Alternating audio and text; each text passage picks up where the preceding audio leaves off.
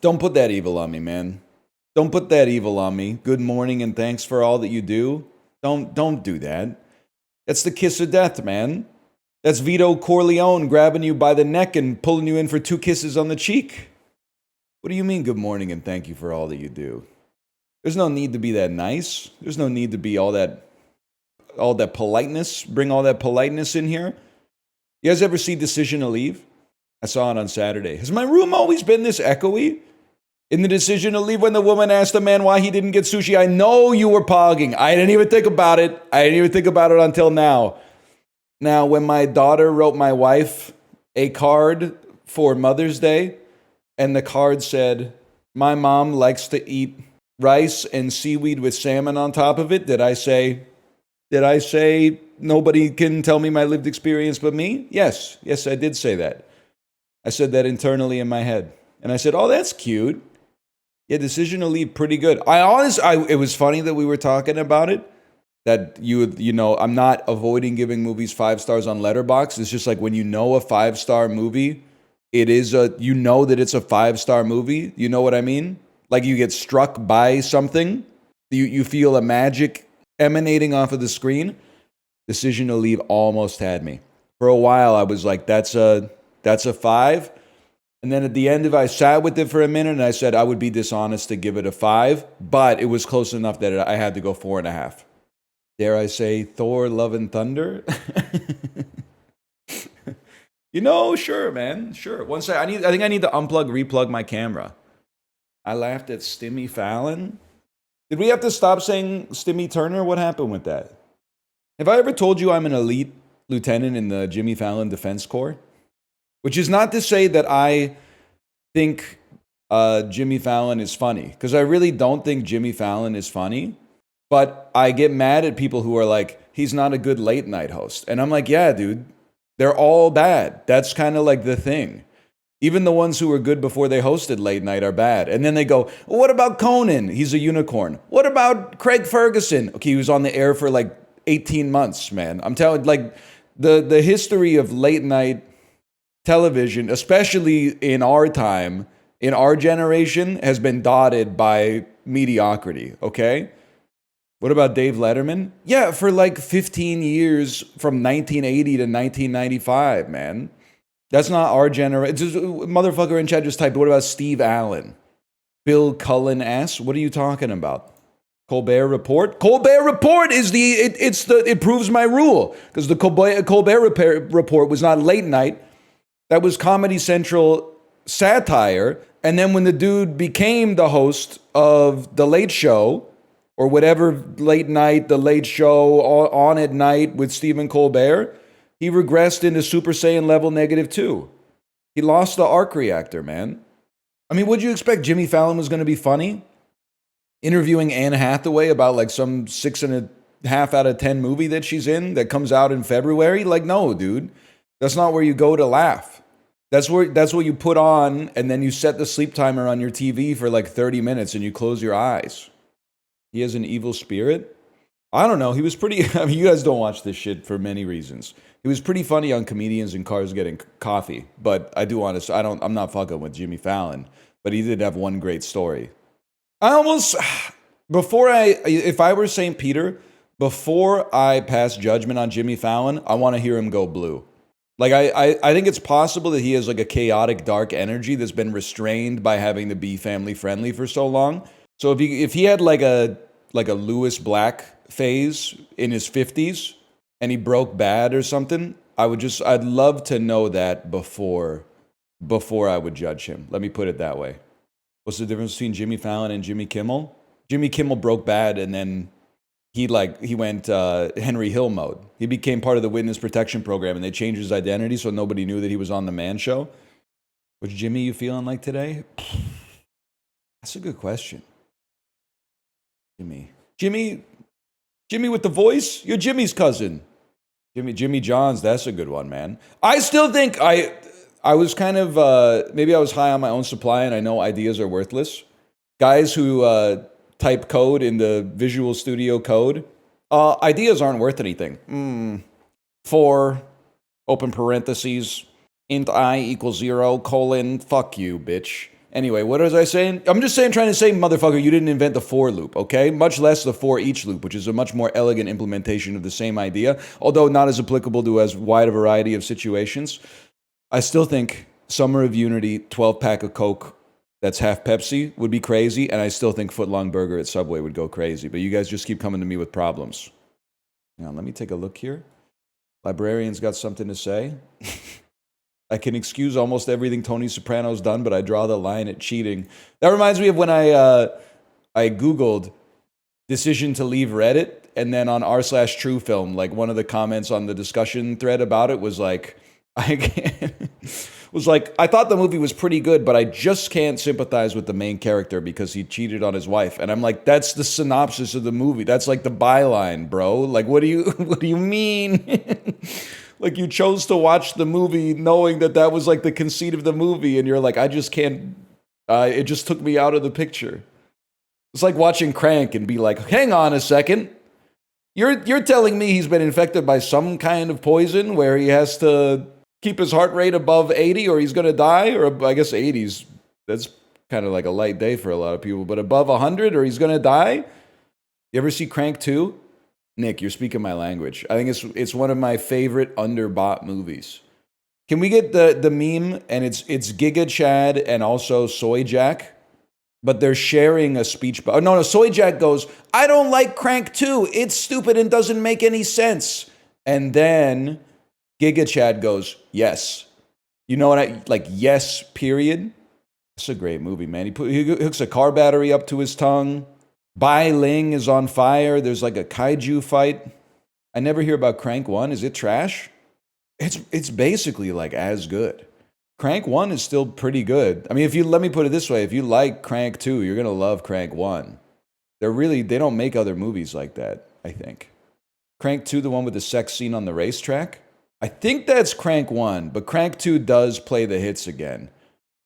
He has sex with her in another situation, in public for sure. Crank 1 is him jumping out of the airplane. Hey, let me hit you with something. In Crank 2, he's also jumping out of an airplane. In fact, Crank 2 opens like 3 seconds after Crank 1 ends. He falls maybe like 12,000 feet out of an airplane and lives. And when he lands and it hurts, he's making it some other motherfucker's problems. Let me put it that way. You got me started on some Crank discourse here, man. Let me see. Crank 2 high voltage. Who the hell's Googling release date, man? That shit's been out for like 16 years. Let me see here. Average score 3? That's actually a little higher than I expected. I respect the Letterboxd audience for that one. You gave it a 4.5 and said dank. I think that's a perfectly cromulent review, man. That's another good review, man. We only got 2 Crank films, yet they're rebooting Batman for the 408th time. As a great man once said, fuck that. 2 bored dirtbags working off the general ethos of fuck you, fuck everything, accidentally destroy and rebuild cinema in their own psychotically depraved image before burning it all down again anyway, just for the hell of it. We once lived in a world where real people okayed this and spent money on it. We have to go back. 4 stars. My people, man. I found my tribe. Recent reviews. Youthful in both its immaturity and its lack of respect for how things would normally be done. 4 stars. They really don't be making them like Crank anymore, man. I knew cinema back then and I was only 19. I mean, dude, that's probably when I saw Crank 2. Now the catch is that that was basically when it came out. So don't do the math on that one. But I think it's the right age to see Crank 2. There's some movies that you can see at the right time. I don't think any 17-year-old should be watching The Tree of Life. That should be a movie you watch when you're 46 to 55 years old, I have to guess. I've never seen it. Similarly, I don't think I would sit down with my 60-year-old parents and be like, let's watch Crank 2. You kind of miss the window, right? It's like you don't add the curry seasoning packet to the curry before the beef is browned. And you don't add it after you put it in the bowl. There's a right time for it. It's when the water has started to boil. You put the curry pack in, stir it, and then reduce it to a rolling boil. Corey gave it a 1 star, man. 12 years ago. Corey marked Crank High Voltage as watched. Corey rated Crank High Voltage 1 star. 1 star, man. For it, just as a comparison, recent activity, Captain America Brave New World, 1.5 stars. Review, it's crazy how far Marvel has fallen. Okay, but like, you think it's the worst thing Marvel's ever done? You think it's a little bit better? Like, 1 star is like an irredeemable piece of shit. That's crazy. Corey's popular reviews. Honora, 2.5 stars. Nothing of value was found. It's fucking condescending ass, glib ass review. What do you mean nothing? What was your problem with the movie? Nothing of value was found. What the fuck, man? That's crazy. Moralizing. 4 stars for a complete unknown. Damn, Dylan was kind of a prick. Yeah, that's true. I still feel like it's crazy. The Corey review that gets me the most is Moana 2. Moana 2 at a 3.5 is crazy to me. Why? Because it was like, I saw it, and I have a kid, and I was like, it's a 2. So for someone like, just a normie to watch it and be like, it's a 3.5 is crazy to me. Kingdom of the Planet of the Apes, 2.5 stars. Long. Don't know why these movies have to be so long. Never mind, he's kind of spitting, man. I love a review that's just like, you know, being a crank about something. Maybe this guy's okay. Nothing of value is found for Honora is crazy, though. He legit said that Moana 2 is better than Paddington in Peru. Now, I haven't seen Paddington in Peru, but I find that hard to believe. What do you mean you can't take it anymore, librarian? What do you mean? What do you mean? I mean, I hit the slash marker, so I'm waiting for you to say it. No, I can't read that out loud. But dude, don't even... I was crashing out of the Discord over The Sopranos. Is there something... if you haven't seen The Sopranos, you're going to be like, this is the most misogynist thing you've ever said. If you have seen The Sopranos, you're going to be like, this dude is spitting. The Soprano men are evil men. But the blood Sopranos, Carmela Meadow, I guess she's a blood soprano, but she's just a kid in the show, right? At least as of right now. Carmela, she's married like into the family. She's not a blood relative of the Sopranos. The women Sopranos are the devil. And they're basically the same version of the devil. And I only know 2 of them as of right now. Livia Soprano is the Antichrist. And then Janice Soprano, I don't even know. I'm only on like episode 6 of season 2. She comes to visit Tony. Hey, let's reconcile. Our mom's been sick. Let's get the family back together. I'm sorry I was away for so long. And then she's making a play for Livia's house. And you're like, okay, that's like Tony's been taking care of her, but I understand, family's complicated, especially with siblings and stuff like that. And now she's talking to Richie in the car, and she's like, Richie, don't let Tony disrespect you like this. And I'm like, literally every woman in The Sopranos, not woman in The Sopranos, but every Soprano woman is like, wouldn't be the worst thing in the world if you just killed Tony. They're all like Grima worm-tonguing in other people's ears, man. It's crazy. I didn't say he's a sweetheart. He's got his own problems. They should not have let Robert Patrick play in the executive game, man. He's already down. He's down 8 boxes of ziti to Richie. He comes in for 5 boxes of ziti. Tony takes a nap. Now he's sunk for 45 boxes of ziti. Come on, dude. You can't be doing that. You can't be doing that. Hello, Sinvicta, by the way. Hello. Thunder. Wait, this is from Russia with Love. The jetpack is from Russia with Love. Dude, what? The jetpack is from Russia with Love. Thunderball. Okay. Is the jetpack not from Russia with Love? Oh, it's the game. I did go through a phase in like my 3rd or 4th year of university where I watched probably the first 10 James Bond movies. And you might be like, why only the first 10? Well, 1, 2, 3, 4 are pretty fucking good, and then the rest are straight ass for a long time. So I think we got to I don't know, probably the one where he pretends to be Japanese, and then we went, let's just skip basically straight to GoldenEye. And then GoldenEye was that's an amazing James Bond movie. And then the rest of them, the Pierce Brosnan ones, Tomorrow Never Dies is not that bad, but The World Is Not Enough and Die Another Day are straight dog shit. And then Casino Royale is great, but then Quantum of Solace is straight dog shit again, man. It just they can't get 2 in a row. I don't know what you want me to say. They can't get 2 in a row. Die Another Day is not great, man. It's horrible. I saw it in theaters. I saw it in literally an environment engineered to make me like Die Another Day. I was in 8th grade. It was opening weekend. It was like we went to the movies with friends of mine. There were probably like 5 or 6 of us. Tried to see like the 7 o'clock show of Die Another Day, and it was sold out because this was 2001 or 2002 or something. So it was like people were dumber back then.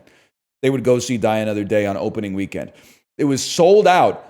So we called our parents and like from payphones and went, hey, this show's sold out. Could we just maybe stay here for a couple hours and then go see the 9 o'clock show? And then you guys can all pick us up at like 11:30. And they went, yeah, you're 12 in the year 2001. That sounds chill as fuck. So I got to spend 2 hours at the movie theater with my friends, including a girl that I had a crush on. Then we saw the movie and we sat next to each other. And they were like, how'd you feel about the movie? And I was like, it was pretty bad. Even at age 12, I was like, this is not the kind of entertainment that we should be, accepting for ourselves. We deserve better, man. Did you hold hands? No, I had the same energy as the pilot from the Rehearsal, season 2, episode 4. Can I kiss you?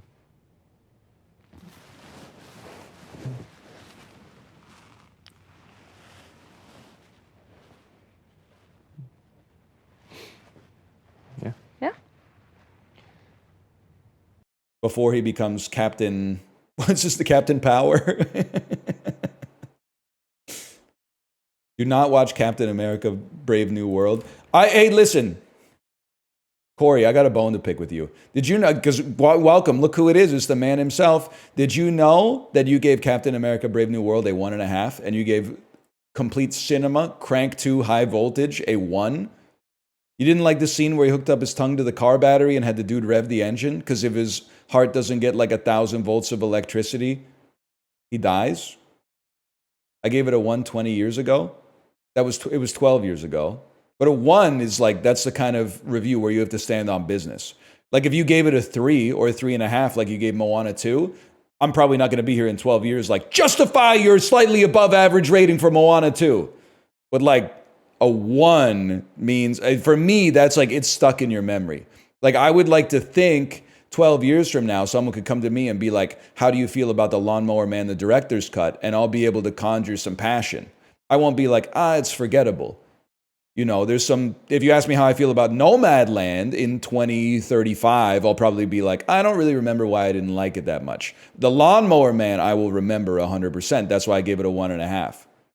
So a 1 is honestly like, it's basically as memorable as a 5. A 1 is forgettable. I don't even recall the film. The man's heart will stop beating unless he gets an electric shock every 30 minutes. What do you mean it's forgettable? It's the most memorable concept for a film in history.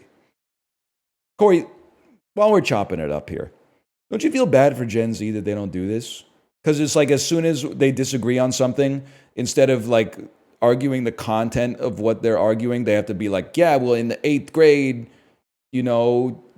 I saw you feed your cat like the wrong kind of cat food and you laughed about it. Like they get into like the moralizing because like as if the person who's actually like more moral automatically wins the argument because they're a better person. So as a result, all of their ideas must be better than the other person's. It's nice that we could just chop it up like this, like the old days, right?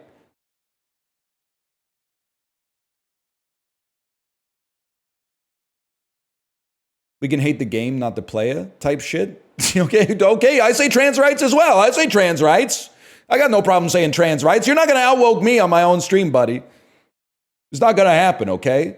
And that's on me, and that's on the filament of my character, and that's on me defending the honor of Crank 2 High Voltage. I'm not letting Crank 2 High Voltage go out on some woke scolding nonsense, okay? The begun the woke wars have. I had a good joke today in Dan's chat today. Gen Z Obi-Wan Kenobi, use your phone, Luke. You know what I'm saying? Use your phone, Luke. No, they don't like it. They don't like it at all. They don't. They didn't laugh in Dan's chat either. You're not wrong. You see the R Soda post about you this week? Oh man. Can I say one second? Let me get this smoothie.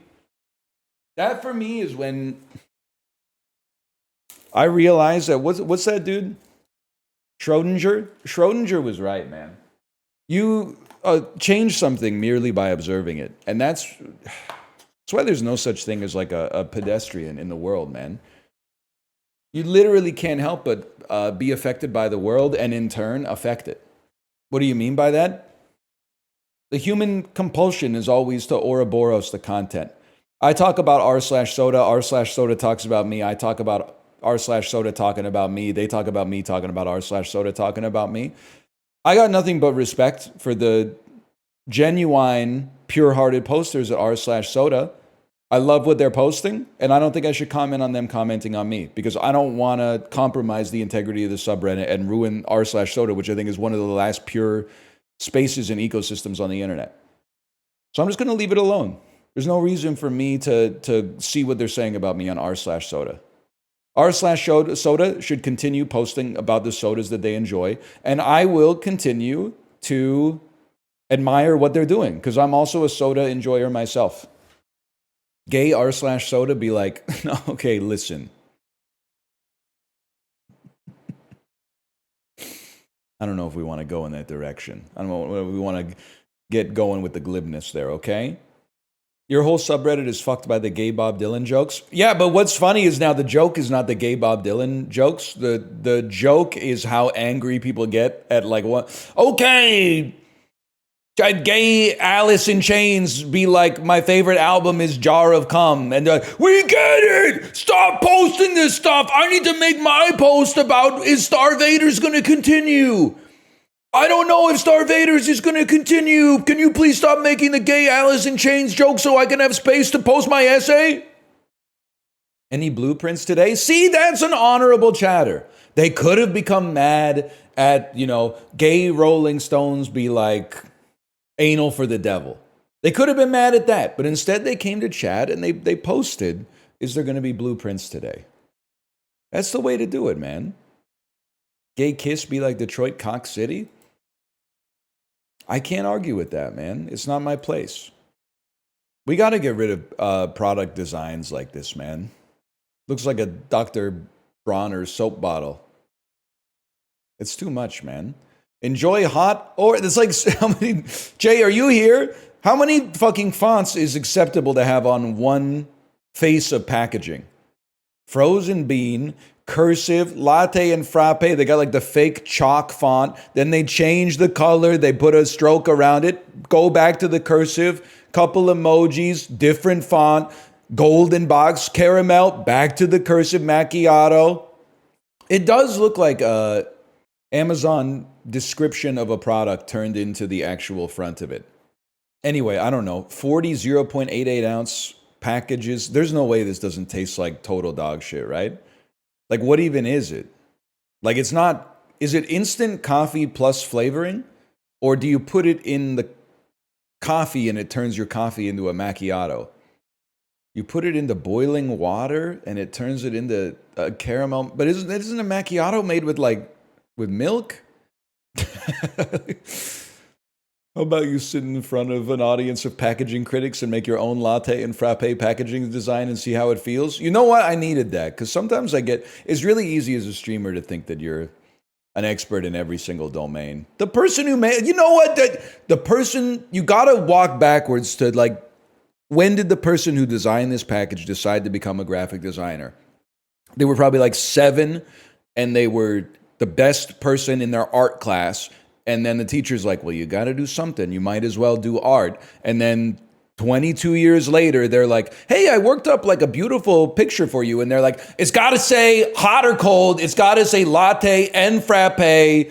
The market research that we've done indicates that the average person buying this doesn't know the difference between latte, frappe, and macchiato. So you got to put them all on there. And it shows that they find cursive writing more approachable than they find printed writing, but they find cursive writing more ambiguous, so we need a mix of both on there. And the graphic designer is like, ah! So I get it, man. I'm not mad at the graphic designer. That was a very generous yellow, man. I was off by like 35% or something. Artisan coffee is expensive? Buddy, are you trolling? It is, but that's the big box of single-use plastic caramel macchiatos from Costco. Commendatore. Buongiorno. Why have I been wasting my time, by the way, trying to make jokes when it turns out the funniest thing you can do as a 36-year-old white boy is just quote The Sopranos, man. Literally, like every time I say anything from The Sopranos, people are like, holy shit, that's hilarious. And I'm like, I know, David Chase wrote it 30 years ago with a box of scraps, man. I must be loyal to my capo. Also, it should go without saying, listen, Christopher's done some stuff that he should not have done, for sure, and he's still doing it. Kid's got a talent for the stage, man. When he was doing that Rebel Without a Cause scene at his acting for writers workshop, he knew what he was doing. He should not have hit the other dude in the head when he said A, though. That was... He is literally an actor, I guess. Yeah, that's a good point. He was in The Office. How about Somalia? All right. You think you're funny?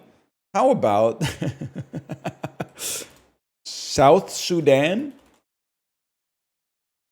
Oh, it's going to be one of those days then. How about Egypt, bro? Egypt's cooler. This ain't the way the shit looks at EU4. That's all I'm going to say. What the hell's going on in between here? Eritrea? Oh. Guys, I'm going to need your help on this one. Can I get your help on this one? I'm tapping. I'm tapping out. That's Djibouti. Djibouti. The mystery country's Djibouti.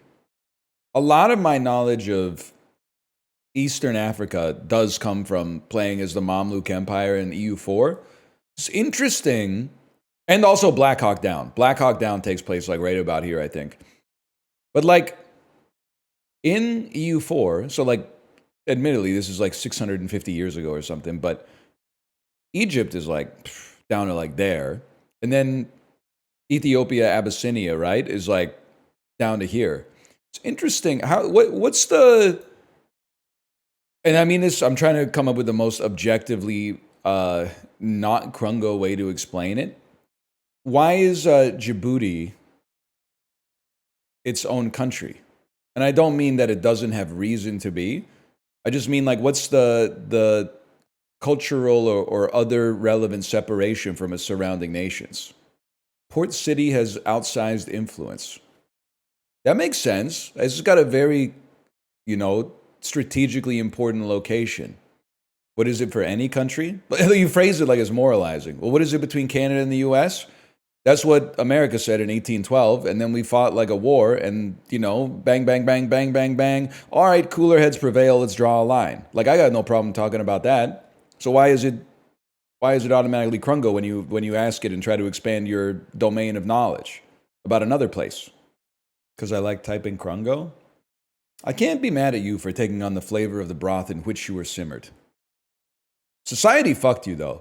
And my generation fucked up some stuff, too. I was talking about it in the Discord. As a millennial, I would love to blame every other generation for problems that are partly the result of millennials. There's some stuff that I will take... Not me personally, but my generation fucked everybody on Instagram food.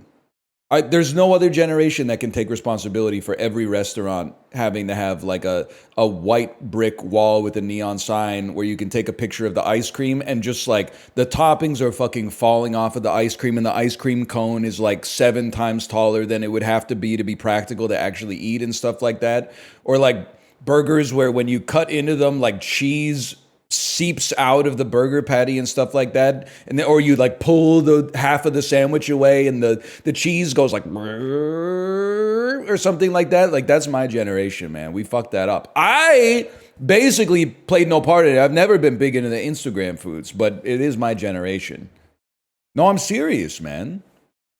They'll take some responsibility for some things. I order a bowl a lot.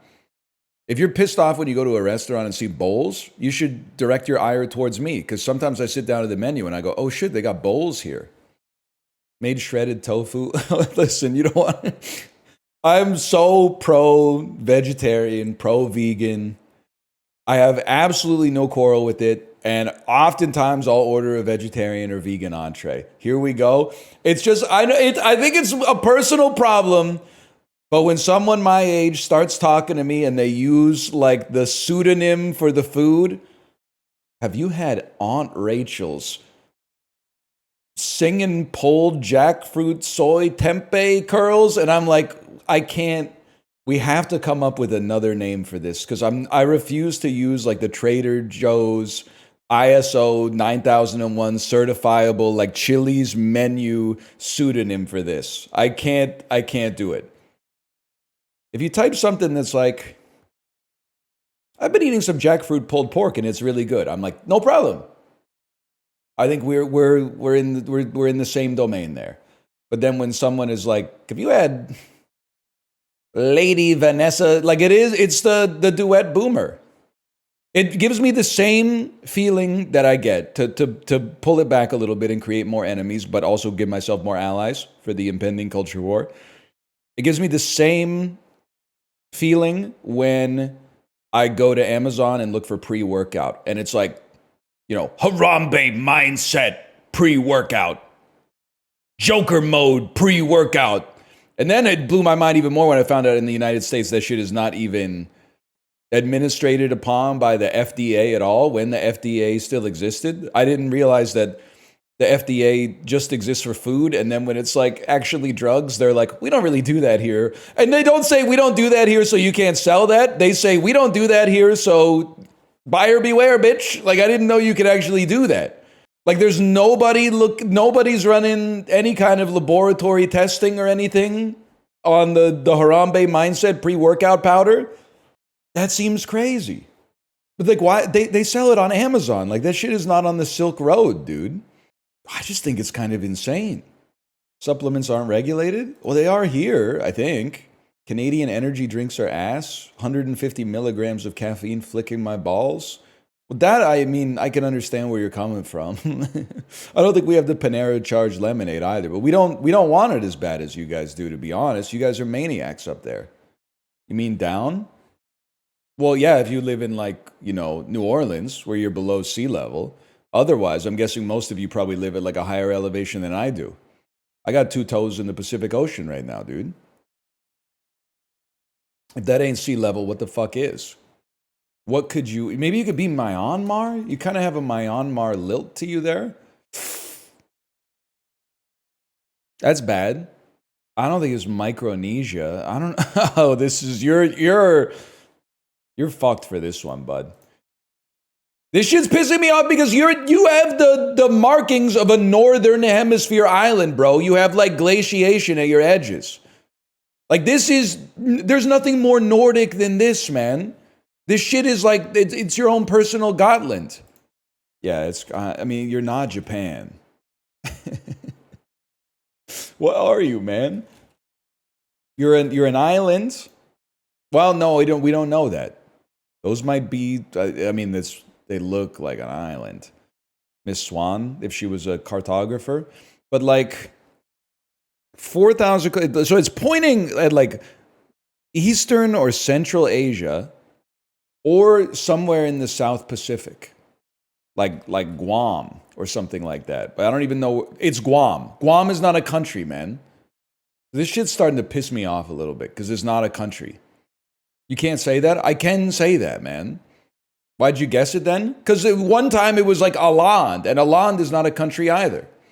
Those have always been countries and territories. Okay, well, call my ass when fucking Nunavut shows up. Or the Yukon, or the Northwest Territories. One day, you're going to realize the error of your ways, man. I will? You won't, because it won't be. Because you know what? I'm going to fucking refresh, but then let me do the puzzle again. They won't let me do yesterday's puzzle because I'm gonna okay, open the shit in Google Chrome. Worldle. That was Worldle. .toof.fr. Nunavut. Oh, okay.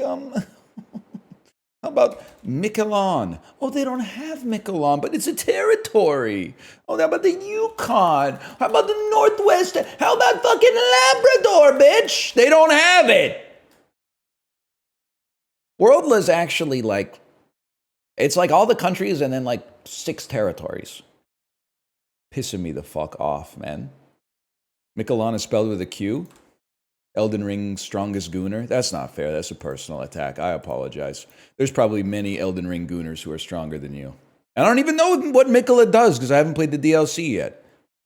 All of these are detached from the mainland. Oh, Worldle is only countries and territories. Types territories. Oh, it's only exogenous territories.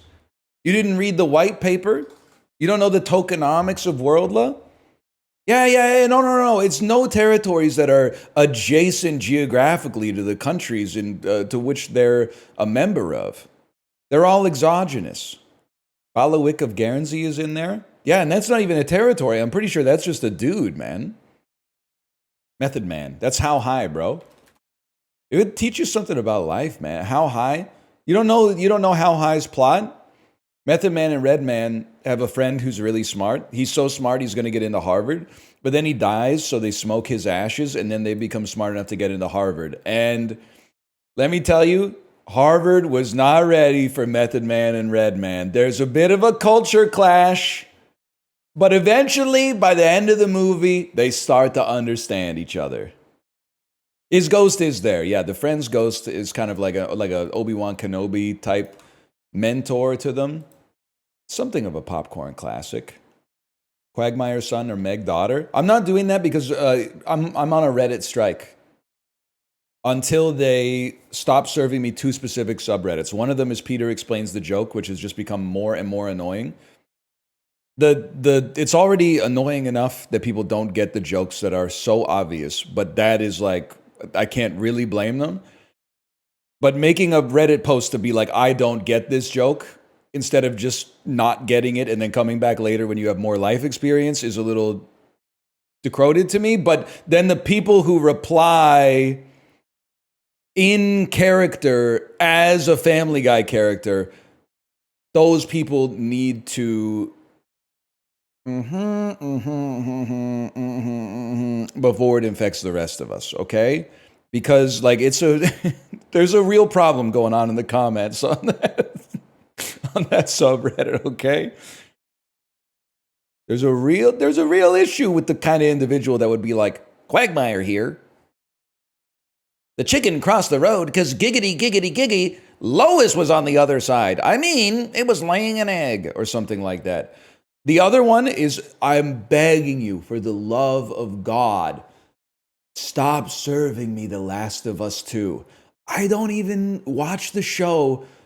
I would rather put it on repeat 24 hours a day than just see post after post about how you don't like it. It's so bad to just like constantly be flooded with it despite having never shown any interest in it at all. I can't hide it on the official Reddit app unless I log in. And I'm not going to log in because when I log in, then they get data about me. And then the algorithm starts to go, we got this guy. We got this guy. We got this guy. So I'm not going to do it. I'm just going to continue ignoring it until eventually they go, we can't sell them ads with this shit. Send them something else. 3 or more word title with Denzel Washington. The Equalizer 3? They gotta stop making this stuff, man. We need an age limit on action stars.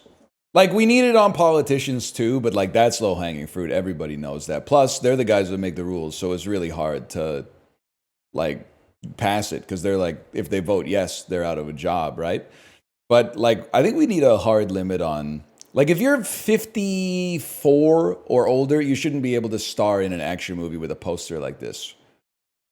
That's ageist? No, it's not. I'm protecting them. Stop with the abs? That's what I'm saying. I mean, the poster is so, like... It's Denzel Washington. It's a gun. For some reason, the Coliseum is there. And then they're like, the average person's going to think this shit takes place in, like, Chicago. So put an Italian flag on top of the Coliseum. Like, it's just... I don't know how you could look at this poster and feel good about the state of modern media. Now, there's a lot of good stuff being made, don't get me wrong, but 95 to 2015. Probably say like American Gangster. I had to think about that one. Angelina Jolie, 3 or more word title. Girl Interrupted. Something I would never do. Take note if you're watching women talking. The concept, not the film. The Bechdel test. I want to, there's a lot of, you know what? This is a great opportunity to run the Changeling. Hey, it's not a remake. It's not a remake. We removed the from the title. It's a completely different fucking film. We removed the. It's a fresh take where we've shot for shot remade the entire movie, but we changed the title in a completely inconsequential way, man. Mr. and Mrs. Smith, Mr. 9, Do or Die, Robert De Niro, now we're talking, Meet the Fockers. 44% didn't even go for Meet the Parents. They went for Meet the Fockers. That's crazy, man. You know what? That's my influence right there. Not to sound like a narcissist. Nobody was repping Meet the Parents like me. In the year 2000, we were all repping Meet the Parents, and then people forgot. And I brought it back a little bit. I brought the Meet the Parents back a little bit. The Intern. Intern, most common Robert De Niro movie from 95 to 2015. The Intern? Escapade. A noun meaning... You don't hear about escapade all that much. Like, not to do a Google Trends thing to you, but in like 1998, escapade was at a 100 relevancy and Escalade was at a 0. Now I'd say Escalade is at like low 90s relative to escapades. You don't hear about escapades that much. Escalade is a car. Very good. Very good. That's true. I was wondering if that was going to sneak by the audience. Teacher voice. I have an honest question, okay? And this is a real question in good faith. Who farted? No. Do kindergarten teachers sound like that outside of kindergarten? Like, do you know any kindergarten teachers in their personal life? If you've known them for a while, when they told you that they were becoming a kindergarten teacher, were you like, that makes sense, you have kindergarten teacher energy? Because like when I go to my daughter's school, her teachers, when I meet them, I'm like, they're kindergarten teachers. They're very like animated and warm and bright, and they talk in such a supportive way. They don't talk like adults talk to each other, which makes sense because they talk to little kids all day. But even like, you know, when we're having a parent-teacher conference or something like that, they're still hitting me with junior kindergartner voice, which is like, I'm like, I almost wonder if you're kind of born with it, or if you cultivate that energy over time and just like that becomes your persona, or if it's a code switching that happens once you leave. Like elementary school is different because I think you can all like kindergarten. You got to be a special kind of person to teach kindergarten. They're not going to put like Arlie Ermy on kindergartner duty, right? Like you got to have a very specific personality type to not either go postal in the room or like go postal outside of the room. But like grade 1 to grade 8, you could have like a drill sergeant in the first grade. I had some fucked up, like really strict teachers in like grade 2. And at the time you're like, oh shit, sit up straight. And then you're looking back and I'm like, I was like 7 years old, man. Like why was she treating us like that with a class full of 7-year-olds? What the hell were we getting up to, man? Using pens instead of pencils or something? Like you can't even get into that much trouble.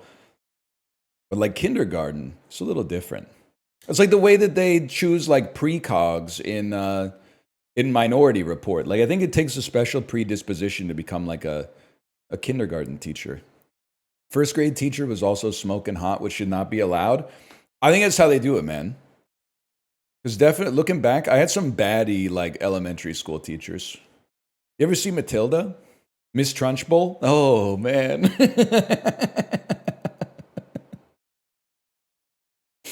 With the hammer throw, I wish she'd put me in the chokey.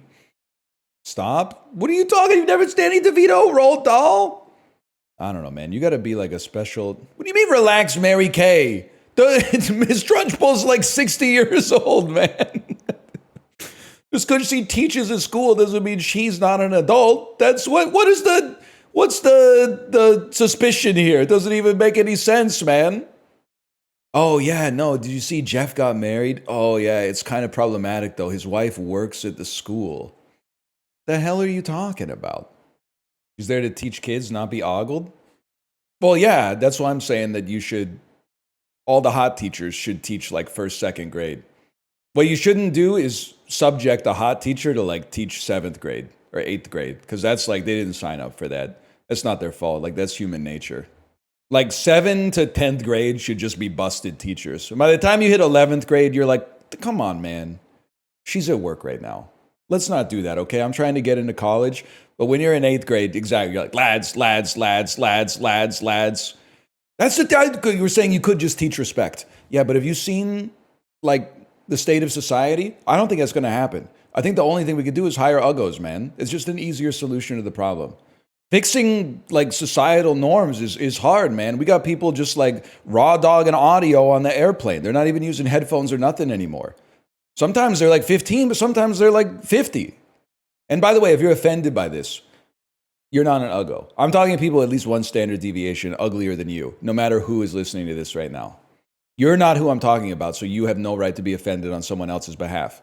I'm talking about someone who is at least 70% uglier than you.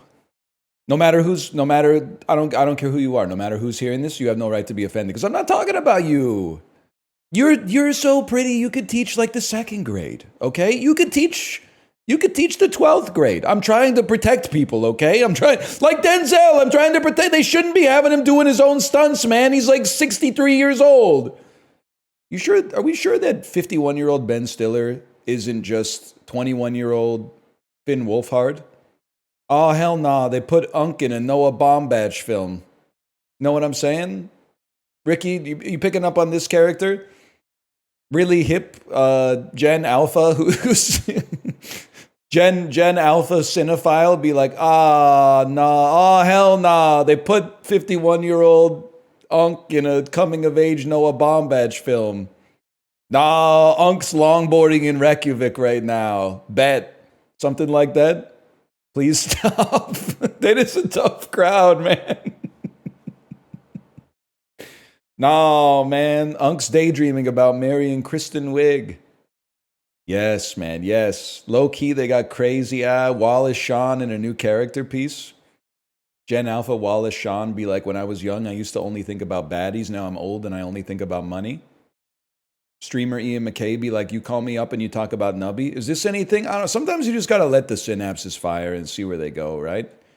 Yeah, okay, so this is Honda. Honda made ASIMO. Have you ever seen the video? This is a YouTube classic. I gotta get this one. I'm going to spoil it by looking it up. ASIMO falls downstairs at convention. Thank you, librarian. Please tell me. December 12th, 2006, man. This is exactly the one that I'm looking for. Holy, man.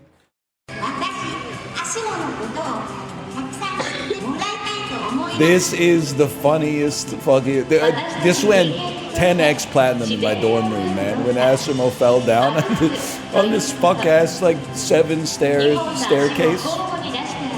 And he's not even, like, fast or anything. Like, what was his point, man? He's not even... He's so slow.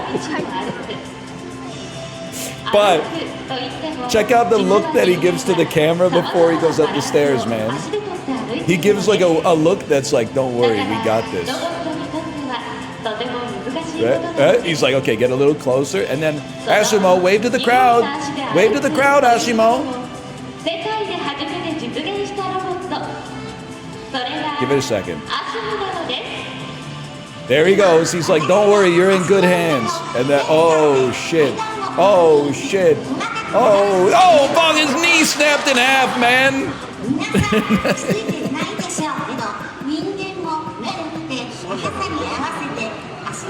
And then they run out to get, like, the privacy cover. Like, somebody call a doctor, man. Somebody call a doctor.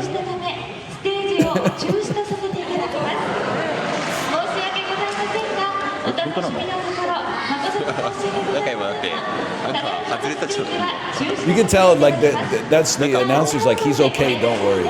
And then everyone in the audience is like, oh, thank God. This is like when the worst piece of shit on the opponent's team gets injured in a hockey game and everyone has to go, oh. And then like a minute later, with their full body weight supported on two of their teammates, they're dragged off the ice and everyone goes,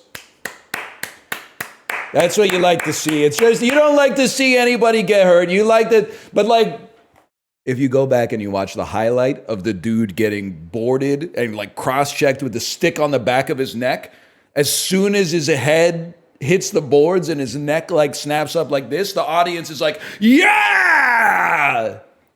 What a hit, man! That's what I'm talking. And then they like, he's on the ice, like in the fetal position, and everyone's like, ooh. We got to get that out of the game. Any NHL player ever hit the Family Guy death pose? Probably. The one that comes to mind is like a few years ago when John Tavares got knocked out in the playoffs, and then they were trying to get him to stand up, but like he had no muscle tone because like his brain got scrambled. So he fell, like he was on his knees and he fell backwards, but like with his knees still on the ice. Like his body bent the way that it was like not supposed to bend. According to that witchy novel by Nathaniel Hawthorne, how many gables did that one house have? It was like 8 gables. 7 habits of highly effective people. I've been outed as an r/if books could kill object of disdain. I don't even know what the hell a gable is, man. It's some shit that you Clark, maybe? The home base of... Sorry, well, we're talking about Reddit like hours and hours ago. I was laughing because it's been serving me r/entrepreneur. And then like one of the posts was like, hey, I've got like 100 grand. Is there an easy business idea I could do? And then one of the comments was like, if I were you, I would get my medical degree and open my own practice. And then the guy was like, thanks. Why the fuck didn't I think of that? I'll go to med school and start my own practice. Thanks for nothing. And I was like, get his ass, man. That's a crazy answer. The dude was just like, basically, I think he wanted someone to be like, buy some vending machines or something like that. But, oh man. Mount Baden and Drake's Island are visible from the Hoe, a promenade in what city that's next to Cornwall?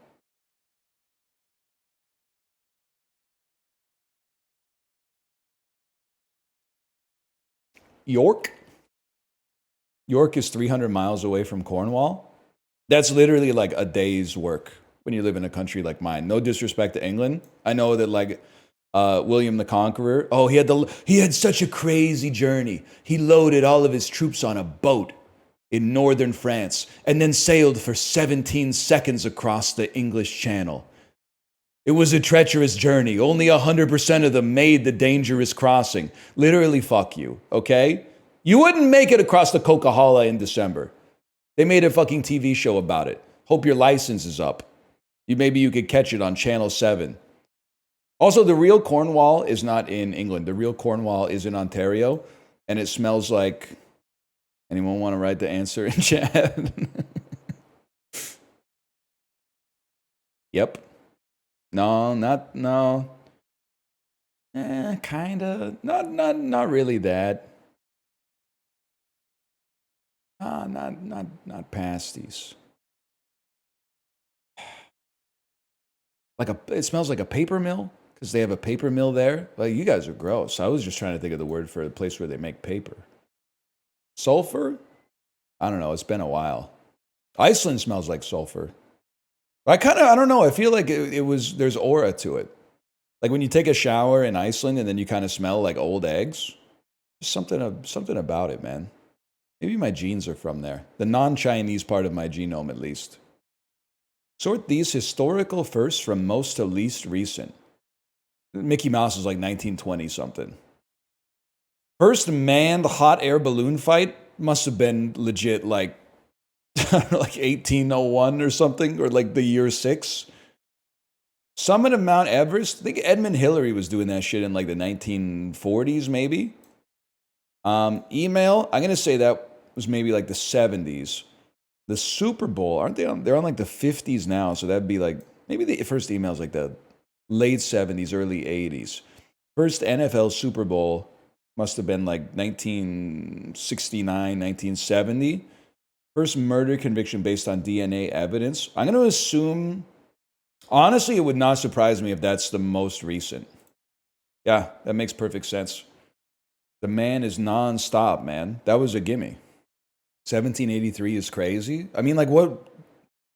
No disrespect, but like, it's a hot air balloon. Like, it's kind of surprising to me it took so long for them to invent it. It's just a bag. It's just a bag with hot air in it. I'll never get into a hot air balloon, man. There's like a few vehicles you won't find me on. You'll never find me on a motorcycle. You'll never find me in a hot air balloon. You'll never find me in a helicopter. Those are three right off the... You'll probably never find me in a submarine. Blimp? I don't even think you have to worry about that anymore. Aren't there like two people in history that have been in blimps? Just like whatever dude is driving the Goodyear blimp and the dude with the camera. I've been in a blimp? That's crazy. Are you Mr. Goodyear? No, I get in a tuk-tuk. I'd get in a rickshaw. I'd get like in a horse-drawn buggy or something like that. Yeah, that's true. I guess I wasn't thinking far enough in the future. I don't think you will ever find me in a spaceship. I have absolutely zero interest in being like in the first 1 million or perhaps even 10 million human beings to enter space. Just not interested, quite frankly. Like the Earth's got problems, but you know what it also has? Chipotle. Movies. Air is a good one. Yeah, air is pretty important. I'm sure the view is amazing. And I'm not going to be glib and say, like, I'll just look at a picture. But, like, for the hassle and the risk, man, I think I'm just I'm sticking my white ass down and staying on Earth. What's crazy to me is the people who, like, don't leave their house being like, yeah, I'd go to space. Like, you don't even go to the park.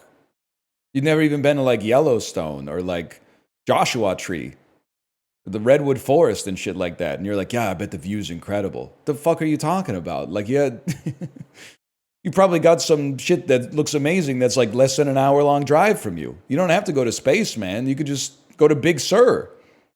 I live in Iowa. You're close to some shit. Iowa? You got like the Black Hills are around there, right?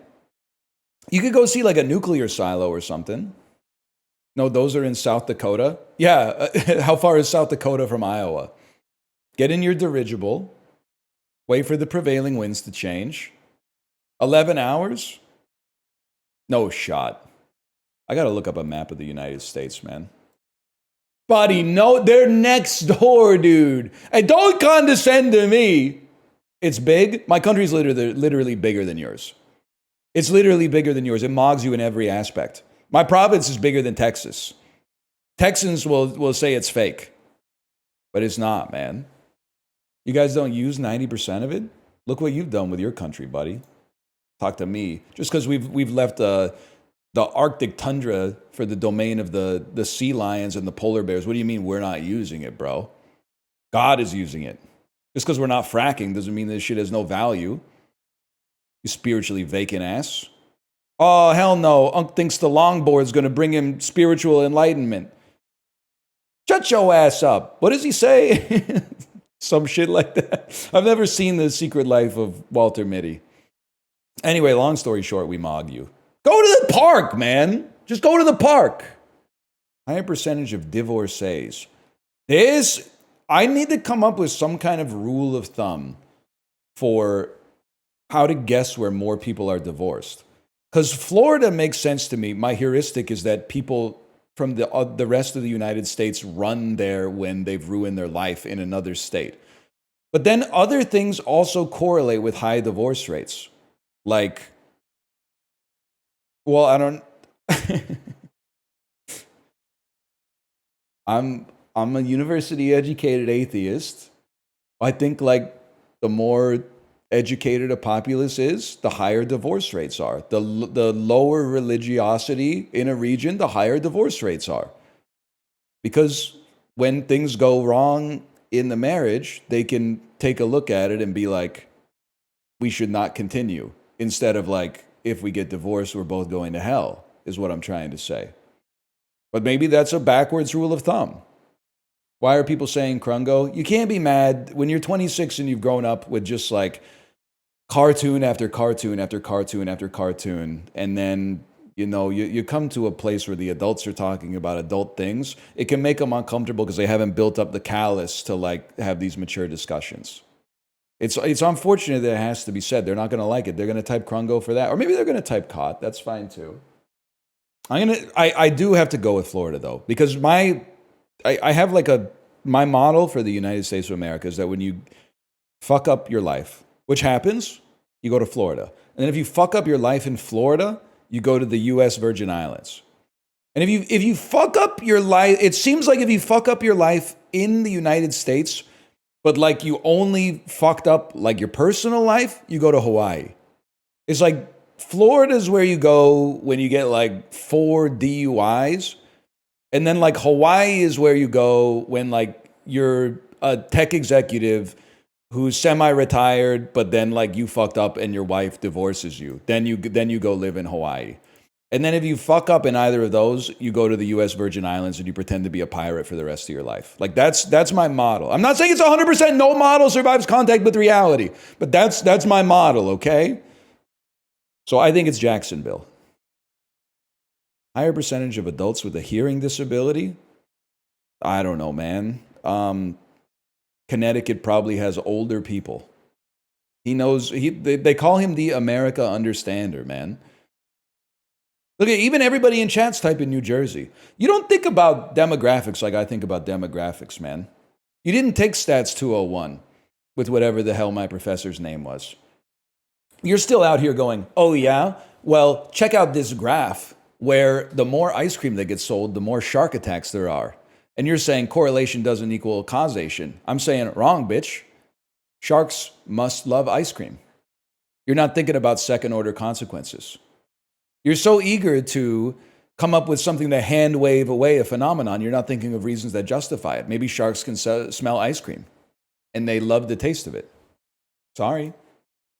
Get mogged. They are yelling a lot in The Sopranos, but I think that's just because they're shooting a lot of guns in like cars with the windows up and stuff. That's got to be bad for your ears. But I think like, you know, Dr. Cusimano, he seemed to have perfectly normal hearing. This shit, 2006, 1.4 billion views. Sexy Back, Promiscuous by Nelly Furtado. It actually sounds like 1-2 Step by Sierra, but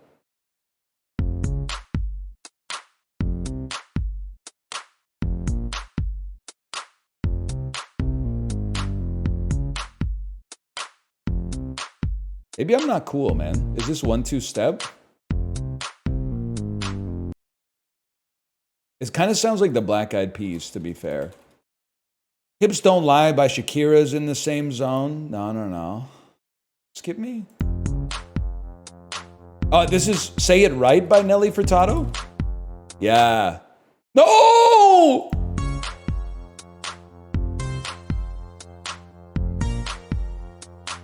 $1.4 billion views? I was there, man. I thought this was like, you don't mean nothing at all to me.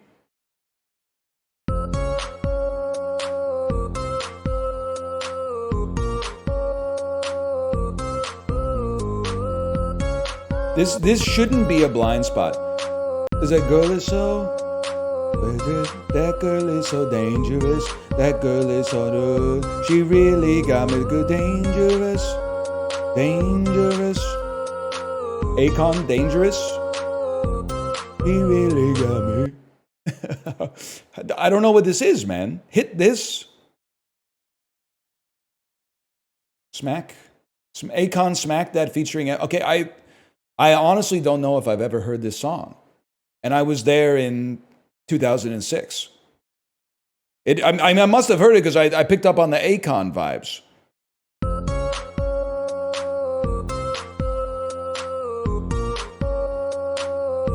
I don't know what to tell you, man. We weren't rocking this.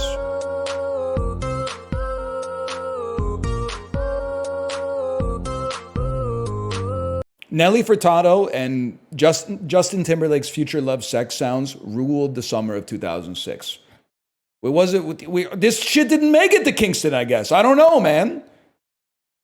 I don't know what it doesn't make sense to me either, but somehow it didn't make it, okay? We were literally rocking with like, who's that guy? Sean Desmond? VIP Daniel, back me up. You know the...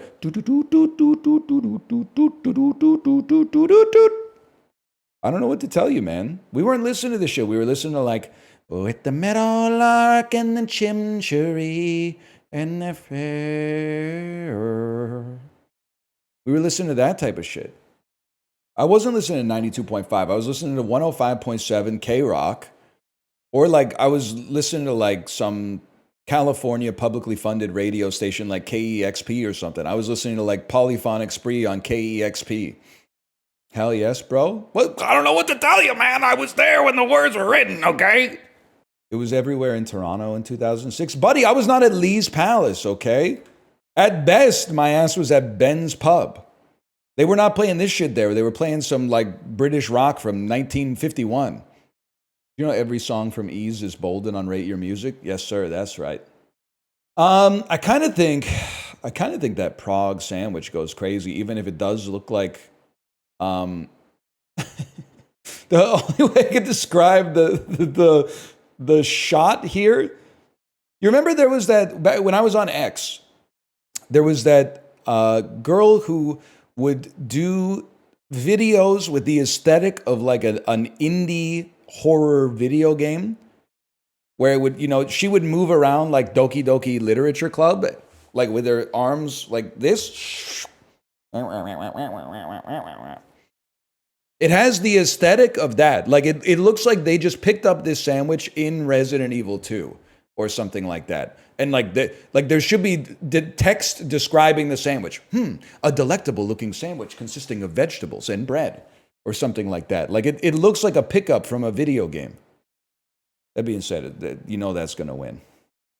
It is about to start rotating, yes. Let's do this again, man. I think the fish and chips look okay. I would say that these are 6.5 out of 10 fish and chips. Now, this is where you in the UK say, actually, those are 4s. 4, 7, 7, 4, 5, 3. The sausage looks good. What the hell is the bag? There's like a bag of something. I guess that's the tropical drink.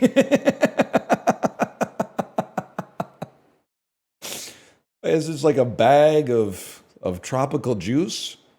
Hey, can I give you a tip? If you go to the Caribbean and you drink like a juice or something, do yourself a favor. You're on vacation. Don't look at the nutritional information. I know Costa Rica is not in the Caribbean, but this is just the bag of liquid just reminds me of that. Don't look at the nutritional information on the back of the Bahamian juice or the back of the Jamaican drink. It's not necessary. You're on vacation. Enjoy it. They got different regulations, I guess. Like you could just put more sugar in it, or maybe there's like a chemical process where you can cause more sugar to actually get dissolved inside of the liquid. But I don't know, dude. I think it's gotta. I mean, I can't with the bag of drink. I'm sorry, I can't. It's an okay looking hot dog. The thing that pisses me off, and it's just, the reason I get pissed off talking about restaurant prices is just because the conversation has already been had so many times that I just find it's like you're basically throwing up a brick wall. You know, like when you play a game of Magic the Gathering and like turn 2, the dude taps his mana and throws out like a 1 regular mana, 1 green mana, 0/6 defender. And you're like, oh, it's this kind of motherfucker. Like that's what you're doing conversationally when you're like, yeah, £7.50 though. Like this is a football stadium, okay? So like you're at a Barcelona football game and you're like, a hot dog's £5? What do you expect, man?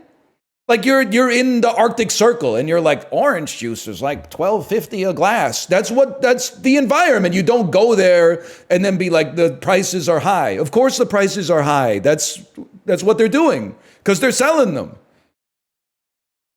All that being said, this does clear. The hot dog looks okay though. A sausage roll that's been burned.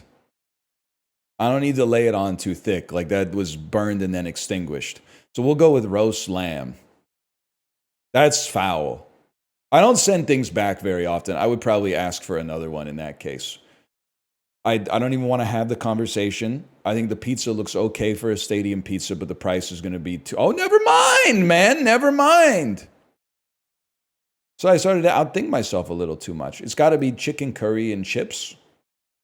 It reminds me of Albert Einstein. She was going off, man. You had a wet dream about Einstein? I was turned on to him. Are you guys sure that the joke of the rehearsal is not starting to be on us, though, as viewers?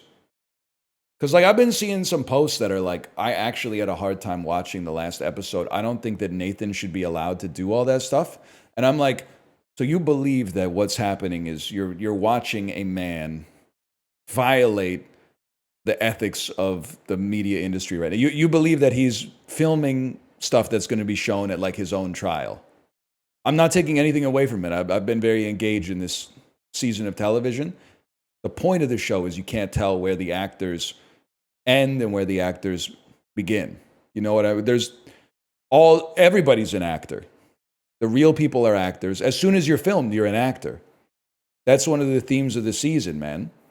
I love being lied to. That's the spirit, man. You don't understand the Fielder method, man. She's deep in her bag with Einstein. I did like when she went over and said, "You remind me of a young Albert Einstein." That was sick. Also, that fucking singing show is the worst thing of all time, man. The hip hop Amazing Grace, techno Amazing Grace is so bad. I'd love the energy of him overcommitting to doing the whole reality show, and then after the one exercise, deciding he didn't want to do it anymore, but still having to follow it through all the way to the end. You didn't do FoodGuessr today? Shit. You're right. I didn't do FoodGuessr today. You forgot Fishdle. If I go there and it's fucking mahi-mahi again, I'm going to flip my fucking lid, man. Those are chickpeas. A traditional dessert made from egg yolks, sugar, and jasmine-scented syrup. Indonesia? Damn.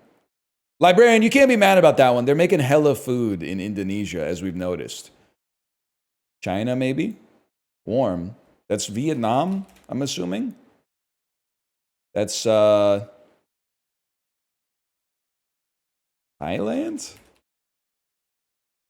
Thailand.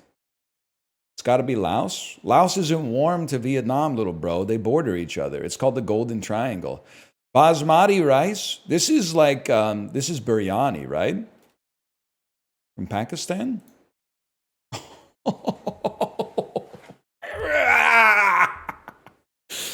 Oh! Noodles, pork, soy sauce, garlic, ginger, onion, cat. Do you ever get halfway through a recipe and just go, nah, man, I'll just have like meat, potatoes, and vegetables? Because like this just seems like this is too much. Like, what the hell is this, man? Pretty much every day. This is like arancini, but different. Sambal speaks to... Okay, so this is like Italy meets Southeast Asia, which bizarrely is the Netherlands. Because they were... Yeah, I mean, that's the only thing that made sense. Because they were down there doing the... I don't exactly know where they were, okay? But they were mixing like ground meat into rice when they were there. That's all I need to say about that. Nobody's... Do you see what... Listen, I know I'm going off on this. Do you see what the Crungo does? It's like the gay Bob Dylan jokes on the subreddit. It crowds out all the useful discussion that we could be having. We can't have I was trying to talk to the librarian. I said, librarian, what's up with the history of the Dutch in Southeast Asia?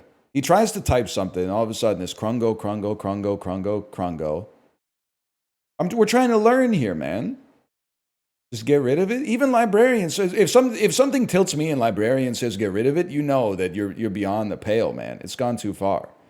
What if we leave it as like a honeypot so that people know that it's still there. But if they type it, they get automatically timed out for 600 seconds. Because like if we just get rid of the emote, people are just going to type Crungo, and that's going to be even worse. So I think we should leave it and then just And the best part is, then I can say really Crungo stuff. Because if people try to type Crungo, it's going to get them timed out. So then it's just going to leave chat as people who like 100% agree with the shit that I'm saying. Least Emperor Palpatine laugh in history. Oh man, that could be sick. It would be sick to turn this place into like an echo chamber or whatever. People will really be like, I don't like echo chambers. Then you open up like their Topster and you see Fleet Foxes on there. Buddy, who you trying to kid? That's not echoes, that's harmony. It's call and response, bitch. If that's not an echo, I got a bridge to sell you. Pretty goated on coke. Welcome back, Hunter Biden.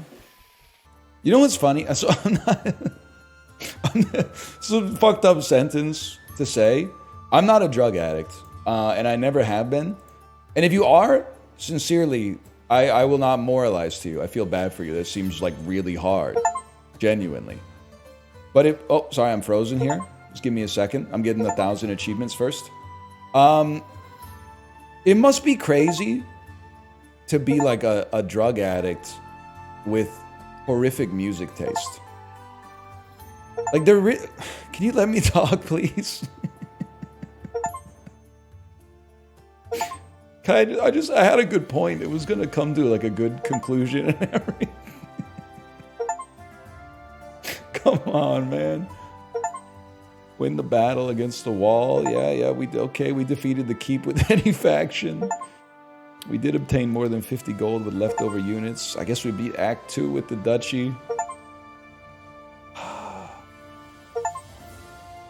Holy cow, man. We own 5 or more building cards that interacted with mountains.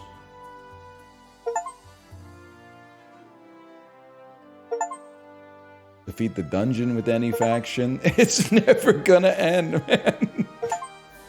Oh, I think that's the last one. It's crazy, like, every time, like, idiots hear the Beatles, they're like, wow, what were they on when they wrote this song? Oh, Octopus's Garden, man. They must have been on, like, some heavy shit. There's people out there that are, like, snorting coke and then putting on, like, Maroon 5 or, like, Imagine Dragons and some shit. That's gotta be, like, anti-aura, right? It's usually, like, in a movie when someone, like, snorts drugs. They put the needle on the record and it's like, one pill makes you larger and one pill makes you small. Can't imagine at like some Tennessee parties, they're like snorting coke and then looking way down yonder in the Chattahoochee, it gets hotter than a Ruchi's pussy. Learn how to live and I learn how to love, a lot about women and a little about love. Like that's insane, man. Those aren't the lyrics? Pyramid of cans in the pale moonlight, talking about cars and dreaming about women, never doing much, just a they had the guitar do the ground in it, ground in it. Gun to your head, favorite Alan Jackson song? Can you say gun to your head in a YouTube video without getting demonetized? On a live machine to your head? Favorite Alan Jackson song? Go! Go! No, say it! Say it now! You know what this is? They call it the unaliver. Gone country? Glib! Glib, bitch! It's Chattahoochee, okay? Gone country pisses me off. The whole song, every song is like, she works at a place that's in a big city. But she didn't know the city's got kind of shitty. Now she's living out here. She's wearing them boots. She's having 2 kids. She's putting down roots. She's gone country. And I'm like, if you want to, you should watch some more Netflix true crime documentaries. I'm not saying crime doesn't happen in the city, but in the city you get robbed or mugged or something like that, windows smashed.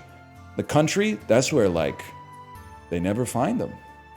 They never find them, man. It takes them weeks to know that something even happened. And they never find them. It's haunting. It takes them like decades to find them. Anyway, I'm starting a new run. Sorry. The question was, is this your handwriting? We're like 5 minutes into the video. What the hell is he talking about, man? Yeah, I mean, maybe we should play on hard difficulty. We won one on normal. Didn't we? I don't know what any of this even means. I don't know, man. I don't know! What the heck is trial? Maybe I should go back to the tutorial. My wife told me Elmo had to make a LinkedIn page because Trump cut PBS's funding. Is that true? Is Elmo on Indeed.com? Yes, he is. He is. I saw the post. Well, honestly, like, you know, the new administration, it gives and it takes. Elmo might have lost a job due to the cutting of public funding, but on the other hand, thanks to the new administration, the job market for 5-year-olds has never been more bullish. Am I right? Then you point to a dude who hits like a electric guitars thing. Wow! That's right, Kevin, that's right. We got a great show. Tom Hardy and Forrest Whitaker are here tonight. We're in our new Netflix movie, Havoc. Havoc, people. And nothing's ever going to stand in our way again. That's right, he's Wilco posting. Hey, less offensive than the revisionist history surrounding Linkin Park. I gotta pause for a second. Millennials, when did we let A Ghost is Born overtake Yankee Hotel Foxtrot for Best Wilco album? I was sleeping, not paying attention to the music scene for 12 years. You let A Ghost is Born pass Yankee Hotel Foxtrot. And at Gen X, don't talk about Summer Teeth, okay? There's some great songs on Summer Teeth. But, I mean, we're talking about the seminal Wilco albums.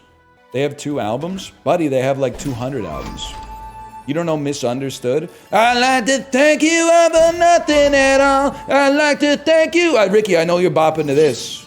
You might be a little younger than me, but they must teach Wilco in school in Illinois, right? Nothing, nothing, nothing, nothing. He just keeps going, man. He just keeps going and going and going.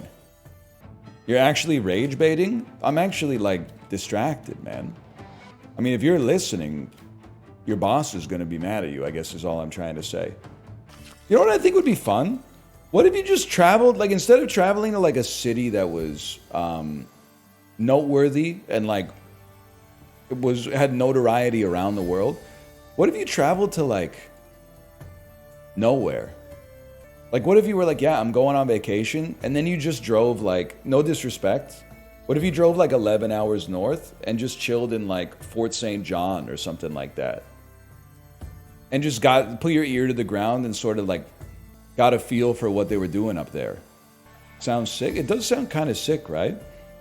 Go to like a diner or something, like wear like a flannel shirt tucked into some Dickies, walk into like a truck stop, spit in a spittoon, and then go like, howdy, something. I was trying to think of what to say. I also got sidetracked because someone from New York said I'm from New York. If I drove 11 hours north, I'd still be in New York. Yeah, because of the traffic at the tunnel.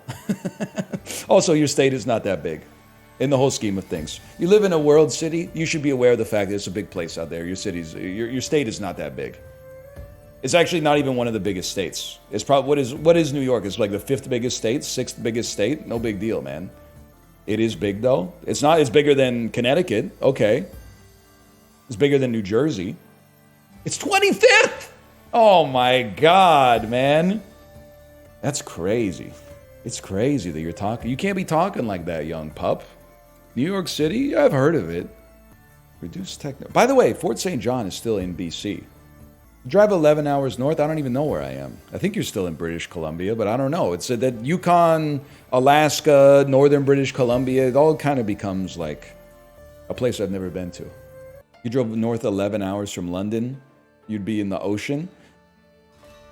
Well, if you drove north 11 hours from London, Ontario, I don't even know, you'd be in like Thunder Bay or something like that. Can I request a topic of discussion? No, Faint Bunny, I've been seeing what you've been typing. You cannot request a topic of discussion. I'm sorry. Not today, man. Because I've been seeing what you've been typing. A river like this. One second. Sometimes you just gotta let them know. You can insult me all you want. You don't insult developers by saying, why is he always playing the PC version of mobile games? Because you know, The gaming industry has changed a lot. Calling this a mobile game is an insult. Not to mobile games and not to Drop Dutchie, but it's because the games that you are playing are actually mobile games on the PC. They're not mobile games in the sense like they look like Drop Dutchie or they look like Candy Crush or something like that. They look like Clash Royale. They're mobile games because they're basically machines that are designed to get you to put your credit card into them. They're games as a service. Drop Dutchie is an old-fashioned game, the kind of game you're always posting about, wanting again in your life, but then when it comes out, you're not motivated to support it because you want to get the new, ooh, Emma Frost has a new skin in Marvel Rivals. Ooh, I've been saving up my milk money for that. You'll really just get any slop they put in front of your face as long as it gives you an excuse to flex your 50/80, huh? It's sad. They got you on a short leash, man. Makes me sick. Anyway, let's get back to the task at hand. It's true. Guys will really be like, I just spent $1,500 on my video card. Time to play some shit that sucks. It's sad. It's a sad story. You ever wonder if any of your subscribers died and their subscriptions kept going? 100% not being glib with you at all. There's probably, I mean, I don't feel good about it. Probably like at least 10% of Twitch subscriptions are just there due to inertia or they forgot. I think any streamer who's not echoing that sentiment is being dishonest with themselves. I'm not saying 10% are dead. I'm saying it's possible that 10% are like someone subscribed and clicked the auto renew button and then like stopped watching me and then they forget and then they get an email that's like, hey, $6.99's been taken out of your account for this. And they go, oh, when I get home, I got to cancel that. But then when they get home, they're like cooking dinner, getting their kid ready for bed. They're like, oh, go. Oh, I got to go to bed. Wake up, beep, beep, beep. I got to go to work. And then it's like it gets washed away. And then 29 days later, they get another email that's like, and they're like, oh, fuck, I need to cancel. Okay, whatever, I'll do it next time.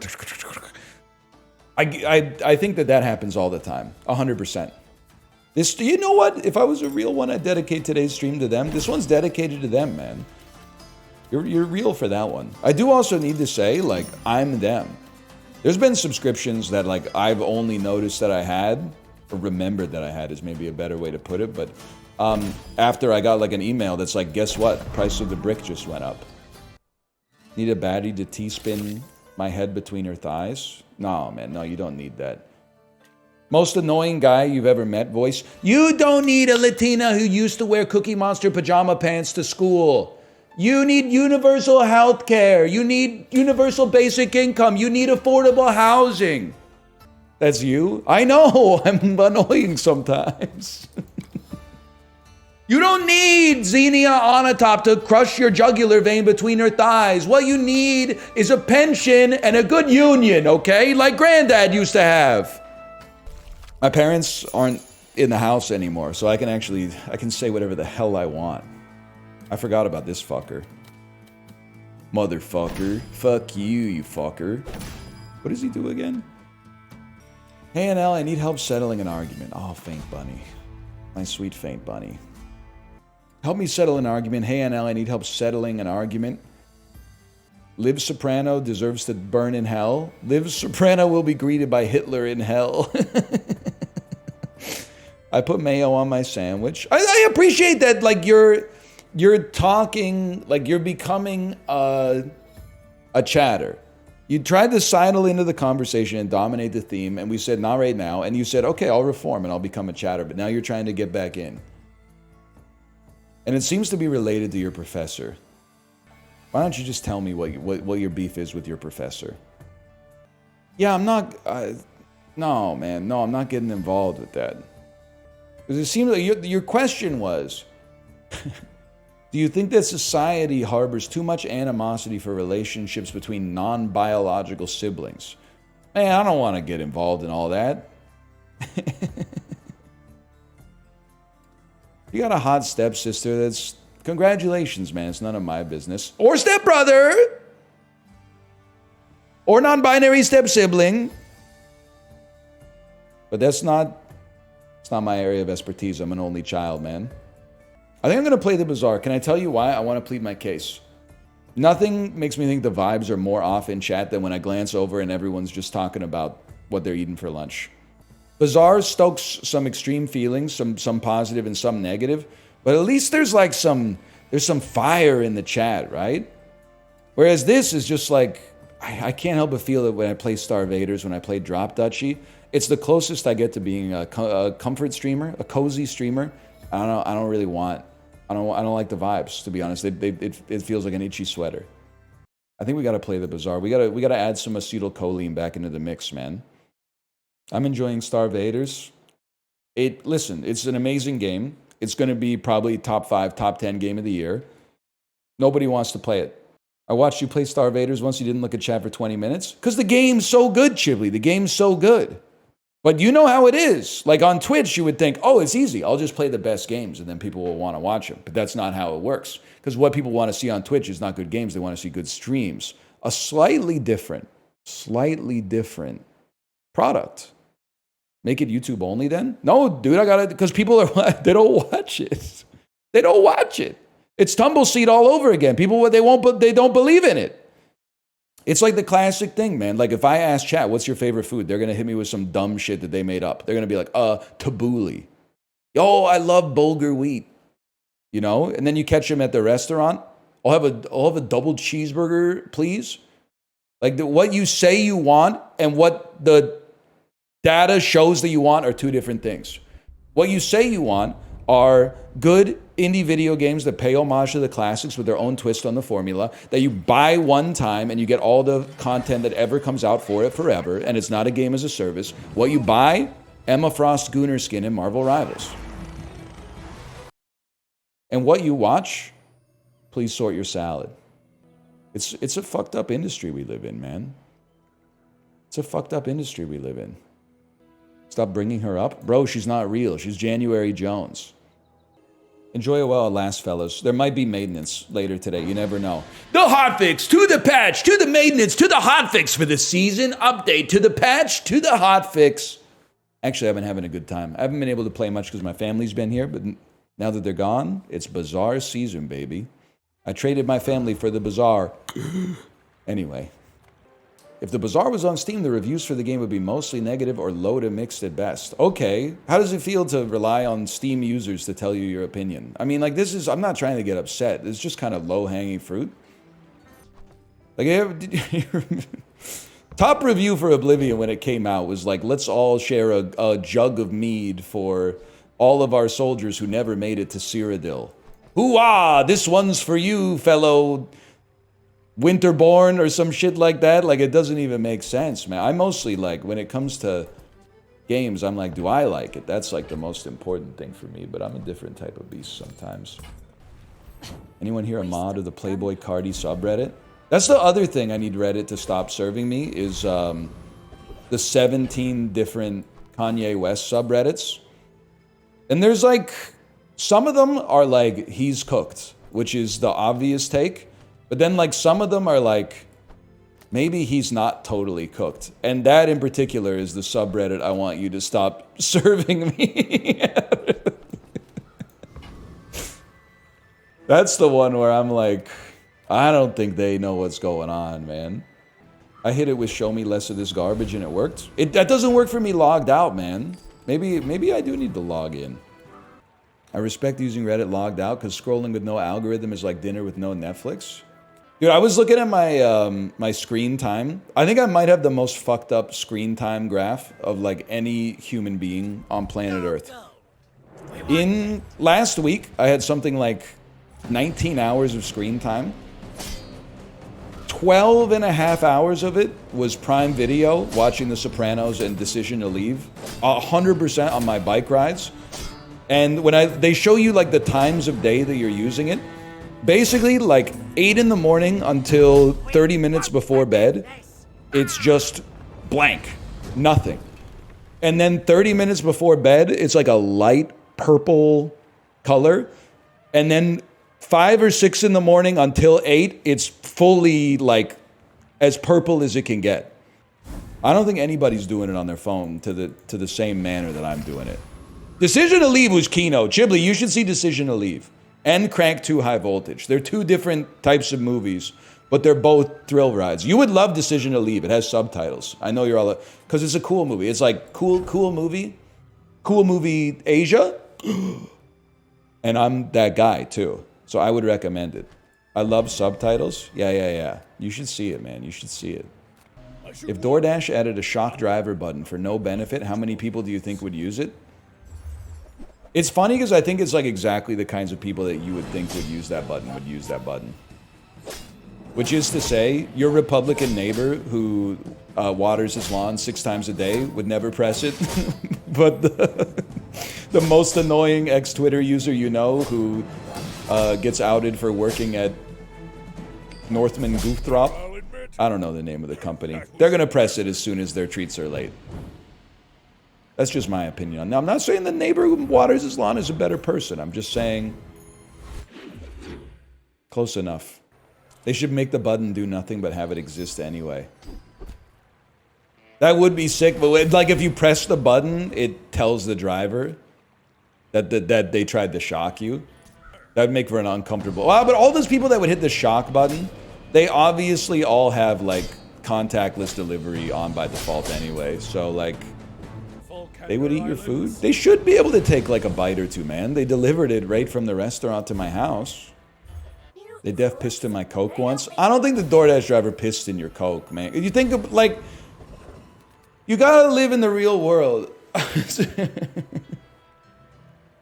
Am I gonna say that no delivery food has ever been pissed in? No, that's naive.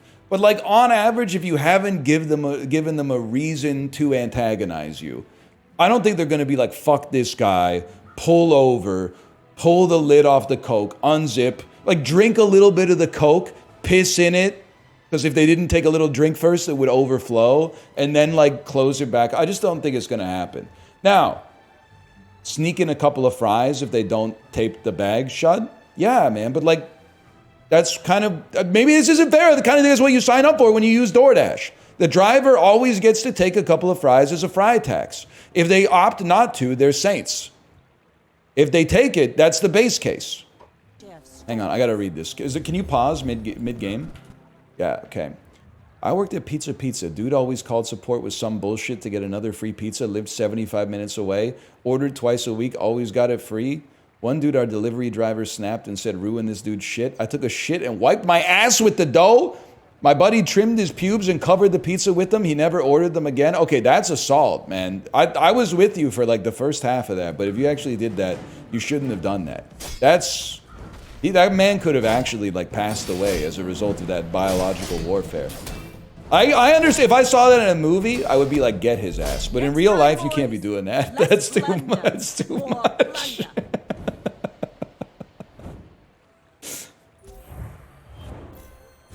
He shouldn't have done all that stuff with the pizzas, but I feel like maybe the delivery driver should have been like, hey, don't ban this guy's account or something. You shouldn't have been like, hey, kill him with like, with anal bacteria. I guess that's what happens when like 80% of your diet comes from a restaurant stocked by like 16-year-old kids on weed all the time. No, I mean, it's like, what do you expect? That's why I don't have any problem with the 16-year-olds on weed. I order the pizza. I tip reasonably well. The pizza arrives at my house. He says, how are you doing? I say, great. How are you doing? He says, we threw in a couple of extra zesties because we knew you were the guy who made the order. I said, thank you so much. In my head, I go, what the fuck is a zesty? But I'm like, sounds good to me, man.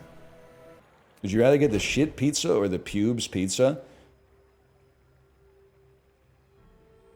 I think I would rather get the pubes pizza. And I'll explain to you why. I'm not going to eat either of them. The pubes pizza is actually better because you know it's gross the second you open the box instead of having to wait to bite. If you wipe your ass with the dough and then put sauce and cheese on it, you might not know that it's covered in shit until you take the first bite of the pizza. So it's pubes by a mile, I'd say. You would just smell the shit. Well, like, if somebody wiped their ass with pizza dough, I don't know that it would smell like shit, that's a given, but would it smell so much like shit so fast? that you would immediately clock it the second you open the box. Like, in the way I'm looking at it is I think the dude had like a clean ass. Like, not fresh out the shower, but it wasn't like fresh off the shitter either. You know what I mean? So I don't think it would, I think it would have smelled like shit up close, but you might have to take a bite first to really know. Obviously, if you took a big diarrhea dump, like Fred Fox, then that's a different story.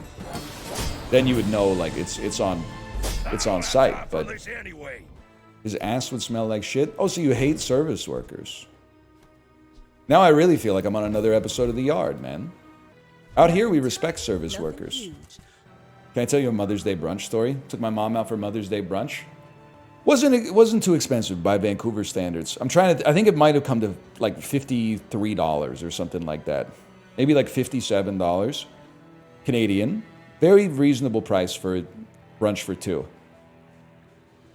Bill came. I said, it's Mother's Day. I should tip more than the 3 markers that are on the payment machine, because it was like 15, 20, 17 or something like that.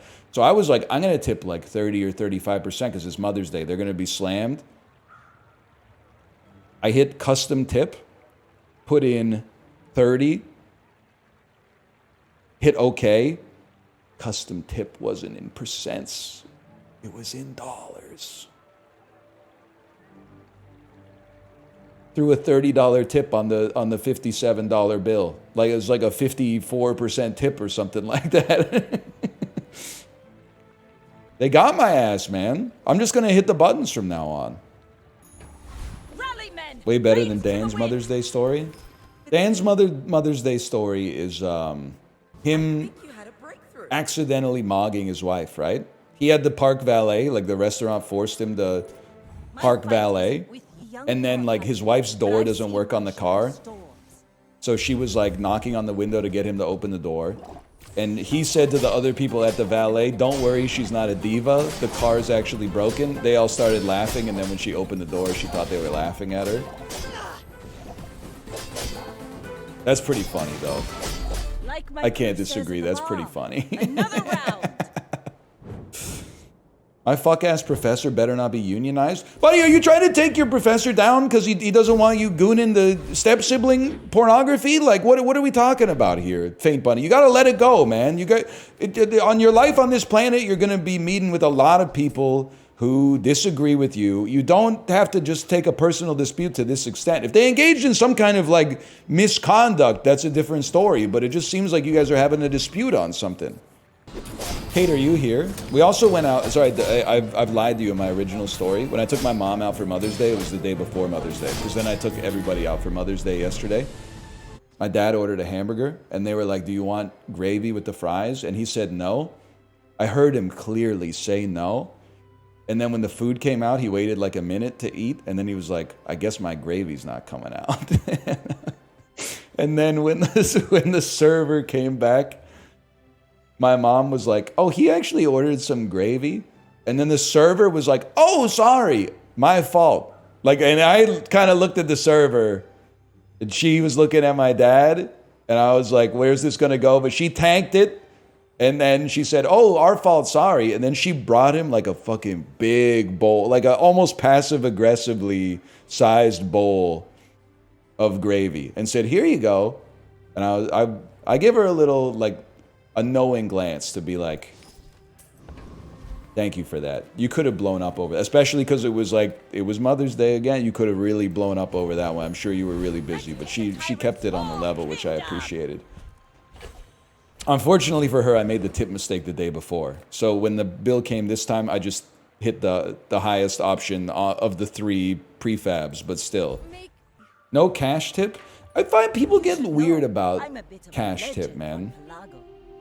Like the number one most appropriate situation for a cash tip, if somebody comes to your house to do work, you kind of suggest to them cash. You intimate to them that, like, would you like cash for this? Number 2, small business where it's like the same person cooking the food is the person that took your order.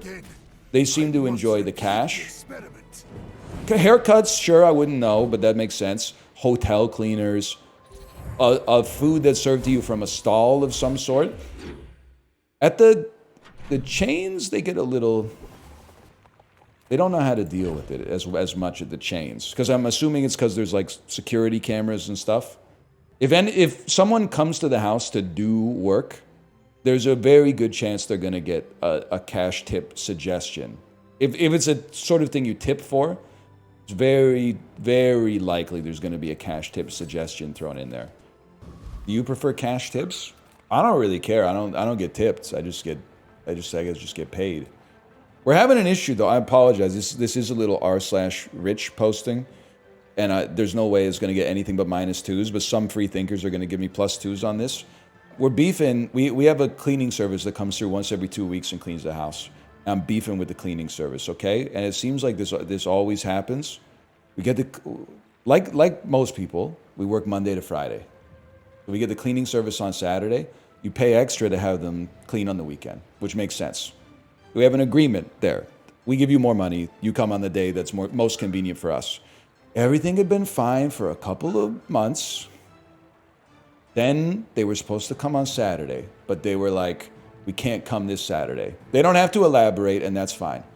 So Kate says they want to come on Monday or Tuesday.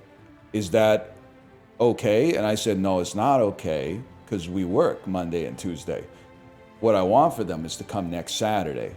And Kate said, all right, that's fine, I'll ask. So she talked to them, and they were like, oh, next weekend's a long weekend, so nobody's working. So we can't come next weekend, but we can possibly come the weekend after that. So now I'm in this pinch situation where I'm like, for me, it's just at some point we got to have a conversation about this, because if it's going to be 3 times in a row, it's going to be a Saturday, and then one time it's going to be like a Wednesday, then that's not going to work for me. Something's going to have to happen here.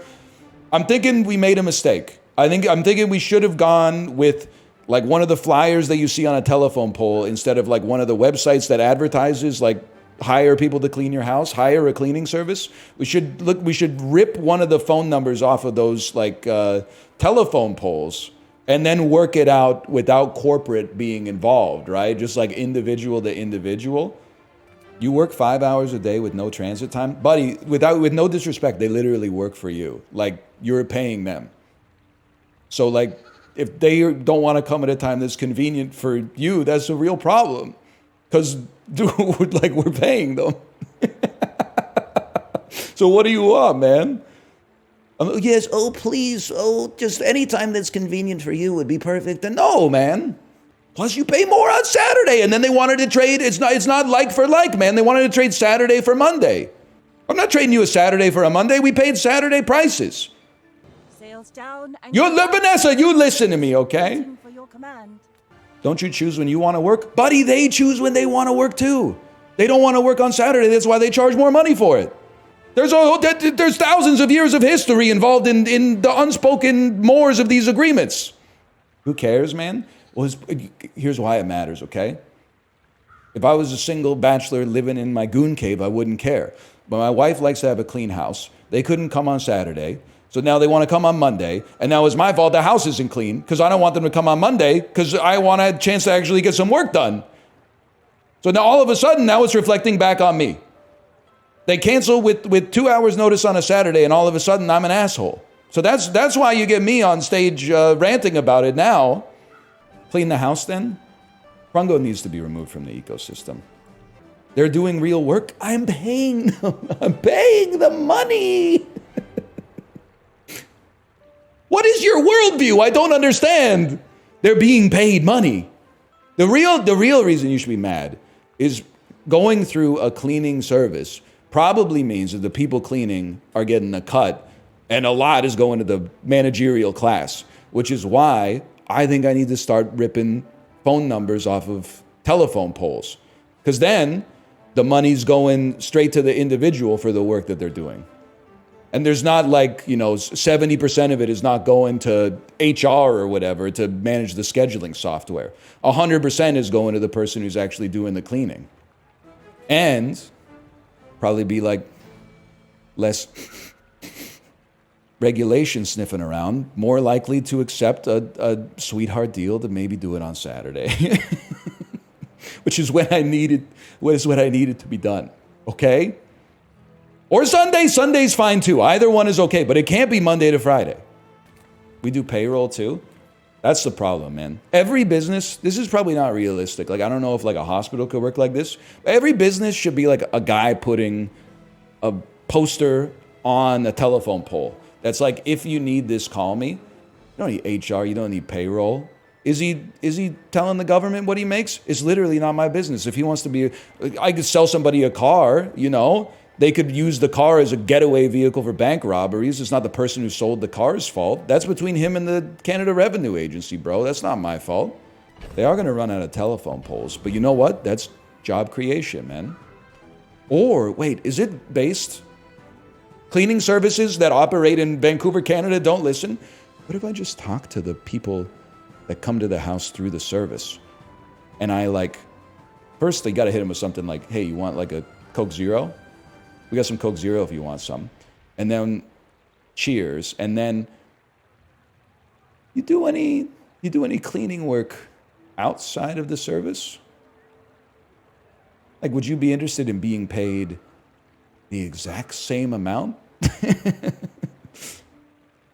to do what you're already doing right now, but we don't have to have a phone call with somebody wearing a starched white shirt and a tie who didn't actually do it? He doesn't have the house or any of the cleaning services? An interesting idea. That's an interesting idea. What do you mean it's got to be 20% more if you're poaching them?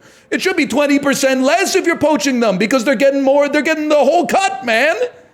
What do you mean it's got to be 20% more? You're in the farmer's market. Why am I paying so much I'm paying more for cucumbers at the farmer's market even though I don't have to, they're not paying rent to the grocery store. It doesn't make any sense. You guys are naive, man. I need to talk to Dan about this. I need to talk about somebody who lives in the real world. And Dan has my word I would not tell you what he says, because 100% he's gonna post something that sounds like if that happened in my house, it's Yeet City. Also, when my parents were over yesterday, out of nowhere, my dad just, and I think this is, I'm looking forward to being old, man. He's like, he's not even that old. He's like 61 now, or he's gonna be 61. Apropos of nothing at all, dude sang the entire song Black Water by the Doobie Brothers. Just sitting on the couch. We were just watching TV. I cannot stress enough that there was no impetus for it whatsoever. He went, oh, black water, gonna keep on moving, keep on running, gonna keep on shining on me. And he just kept it going. And I was like, damn, this is sick, man. Explains a lot. Crazy the game hasn't crashed yet? Yeah, they fixed it, man. They fixed it. What the hell is Z-Sword? C-Dog Salam. Paste one item. That is not what it says, man. It does not say C-Dog Salam.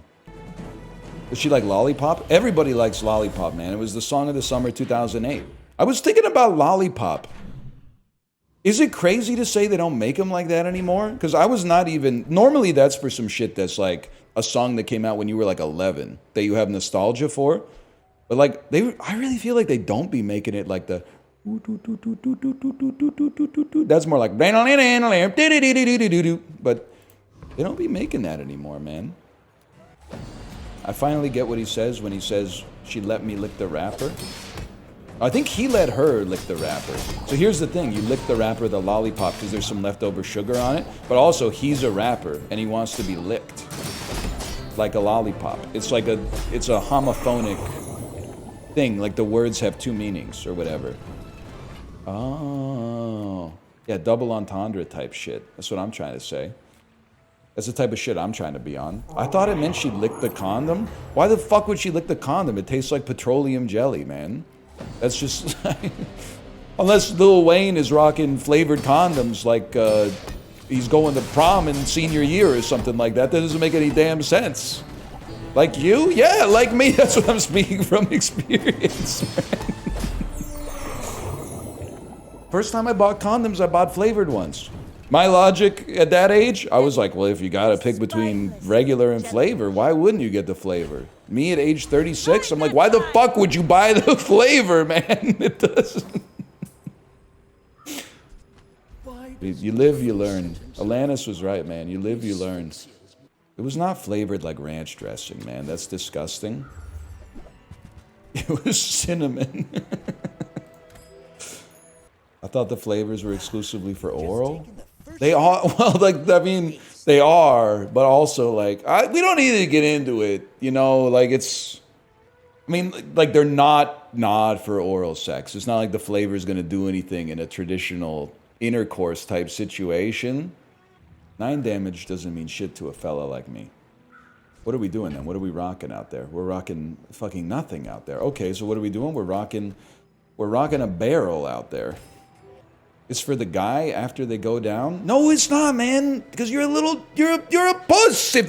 I wouldn't need your pussy out. Oh, wait, it tastes like shitty artificial cherries now that I've inserted this flavored condom into you 100 times. Yum, yum.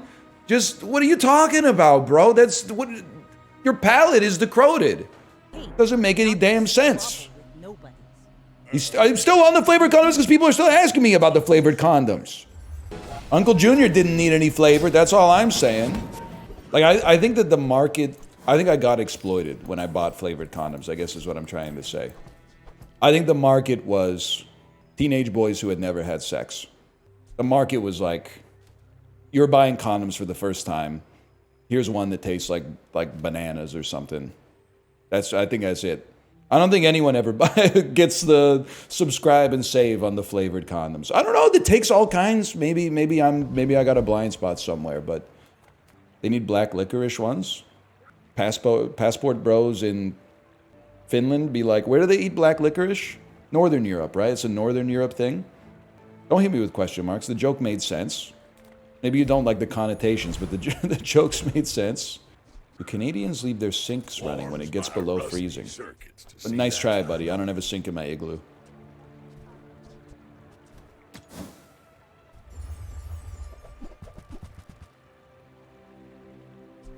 Trash is tragedy. You like that one, huh?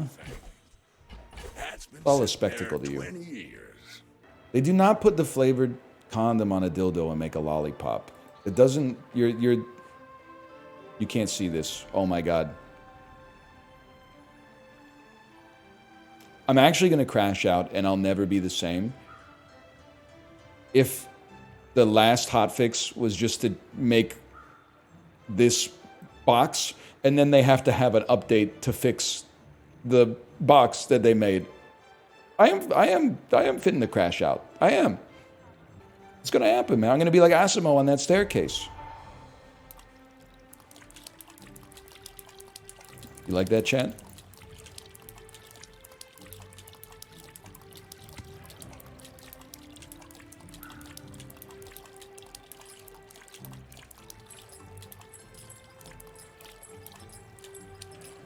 You ever see that video Shannon Sharp accidentally streamed?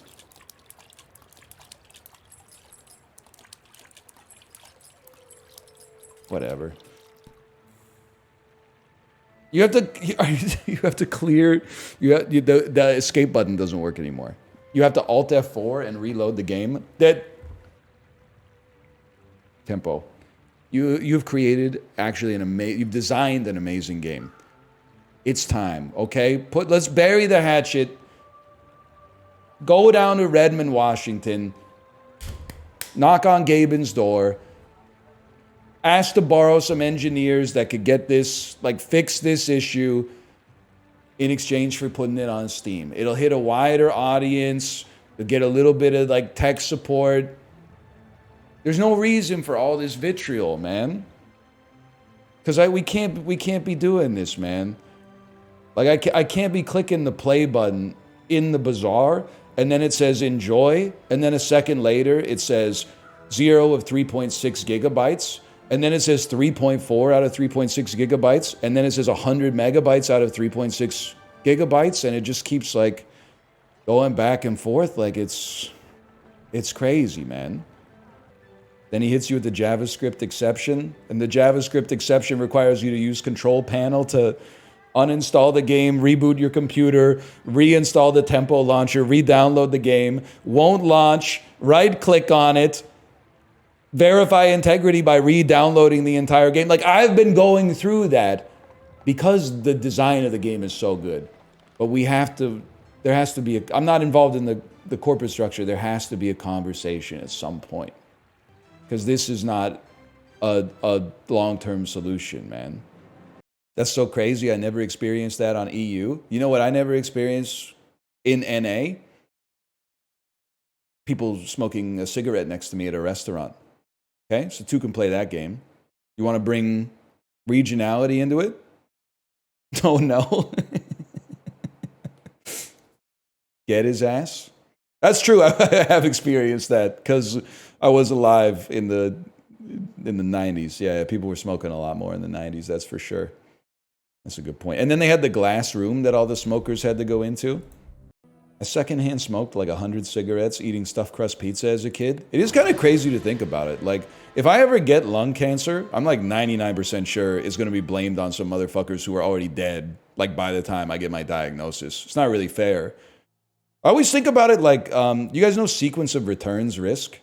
That's like when you retire, you don't want to, you hope that like the day after you retire, the stock market doesn't go down like 50%.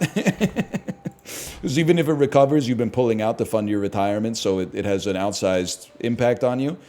So I feel about like lungs, right? Like, it's probably best to have secondhand smoke if you're gonna have it when you're like already 70. But I feel like getting secondhand smoke when you're like 2, doesn't that smoke like compound in your lungs for the rest of your life? It hardly seems fair, man. I was just like a little baby. Oh, you mean like this year? Young pup? Oh! I don't know if you looked at the market recently. The S&P 500 is actually flat year over year. Doesn't make sense to me either, but don't be mad at me for sharing the numbers, okay? This is the one. It's Zoracid. It's... I think it's... What the hell just happened? What's going on here, man?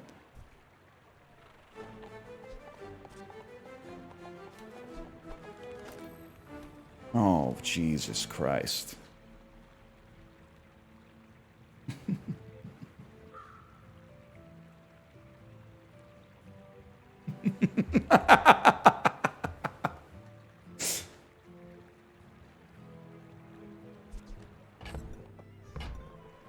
You're gonna make me say some gamer shit. Not that stuff, not that stuff. You're gonna make me say some shit that's like, I work at the grocery store, but I know a little bit about development. Why is your inventory server side, bro? Why is your inventory should be client side? Everybody knows your inventory should be client side. And then it should send your inventory to the server when you actually do the PvP. Did it sound smart? It felt kind of smart. Oh my God. No, you don't do it that way. You never trust the client. You sound like my cleaning service, man. One second, I gotta wait for the I gotta wait for my own inventory to ping me back.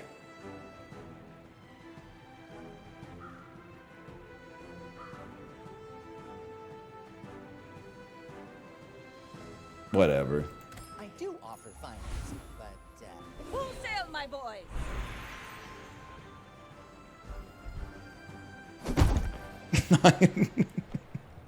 Oh, there we go. Okay, problem solved. You know what then? 34%. Oh, Jesus Christ. I just kind of trust that you guys are in like the right position. This is crazy, man. Do you really not have any skills? Does this guy have no skills? That doesn't seem right, man. I can't see his health bar.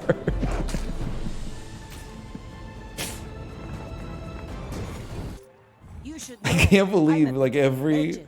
I'm sorry, you should know, if somehow you're watching this in Tempo HQ right now, and you're like, well, he's just an angry gamer, this is what they do. I really don't do this. I take the side of the developers over the chatters in like every situation, and it's almost always the right one. But every fix breaking the game even more is... Like, you gotta admit, it's a little crazy. Yesterday I was playing and it just skipped the day 10 fight. Ride that tide. Well, well, well. What is this?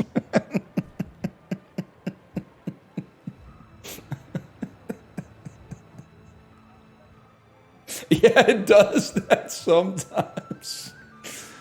Oh, man. Just a girl. You've come a long way, Lady Crusader. It's like jazz, man. I got nothing in my bag except, just kidding, I got a full bag. The other day the game crashed, I logged back in and I had 999 coins and they actually worked to buy stuff.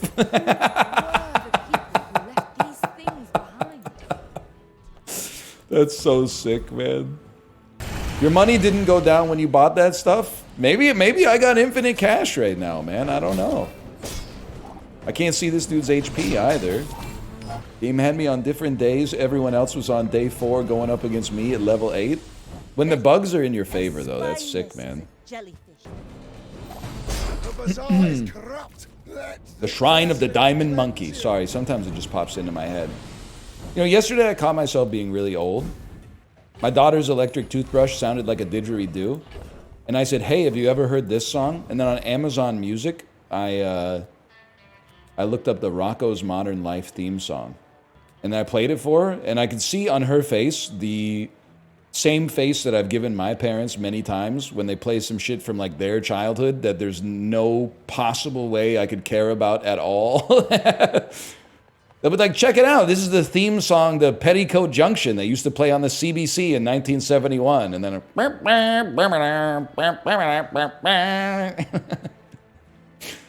and I was like, oh shit, it happened.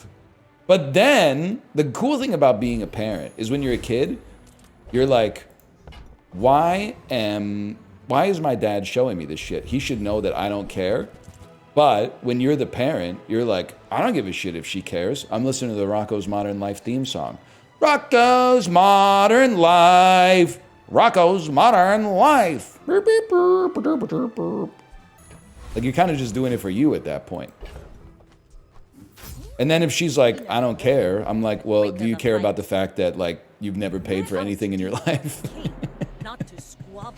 And I pay for your house and your food and like everything. You care about that? And you're gonna listen to the damn song. It's like 40 seconds long, so you can listen to the song. She deadass doesn't even pay taxes. I just got hit for 200,000 damage. Exit the menu and come back. Brother, if I exit the menu, I'm not sure there is any coming back from this. You're Elon Musk? Oh, they hate to see a streamer with 135 gold coins in his pocket, man. All of a sudden, they're calling me Elon Musk. And I think they mean it as an insult. No way, everyone loves that guy. Dude, he's going to Mars. He shot a car into outer space, bro. For a while, Reddit was serving me posts from r/Elon Musk. But it might lead you to believe that I would lose faith in humanity. But actually, seeing the kinds of posts that were showing up on r/Elon Musk were actually giving me... They were... I'm trying to think of the right way to phrase it so it doesn't get misconstrued before the punchline comes out. The kinds of people that were making posts on r/Elon Musk made me realize that like that subreddit 10 years ago was probably like people with PhDs in electrical engineering that were like, I think this guy's doing some interesting stuff, but now it appears to be exclusively like 16-year-old kids who are like, I think everyone that's mad at him is actually just jealous. I think they're actually just jealous of the fact that he has more money than they do. It is crazy that Octomom got glazed like crazy. They were glazing her like crazy for having 8 kids, but now Elon has like 21 kids and he's supposed to be like ashamed of it or whatever. Maybe people are right, man. Men have got it hard these days. What do you mean you can't say that? She had 8 kids with one dad. He has 21 kids with 17 women. Objectively, that's harder, man. We should, I gotta say, that's gotta be tough. My chest is not even sitting on the pedestal anymore, man. Come on, dude. What are we doing here? It looks like a litter box, dude. Oh, I don't know what's going on in this shit anymore.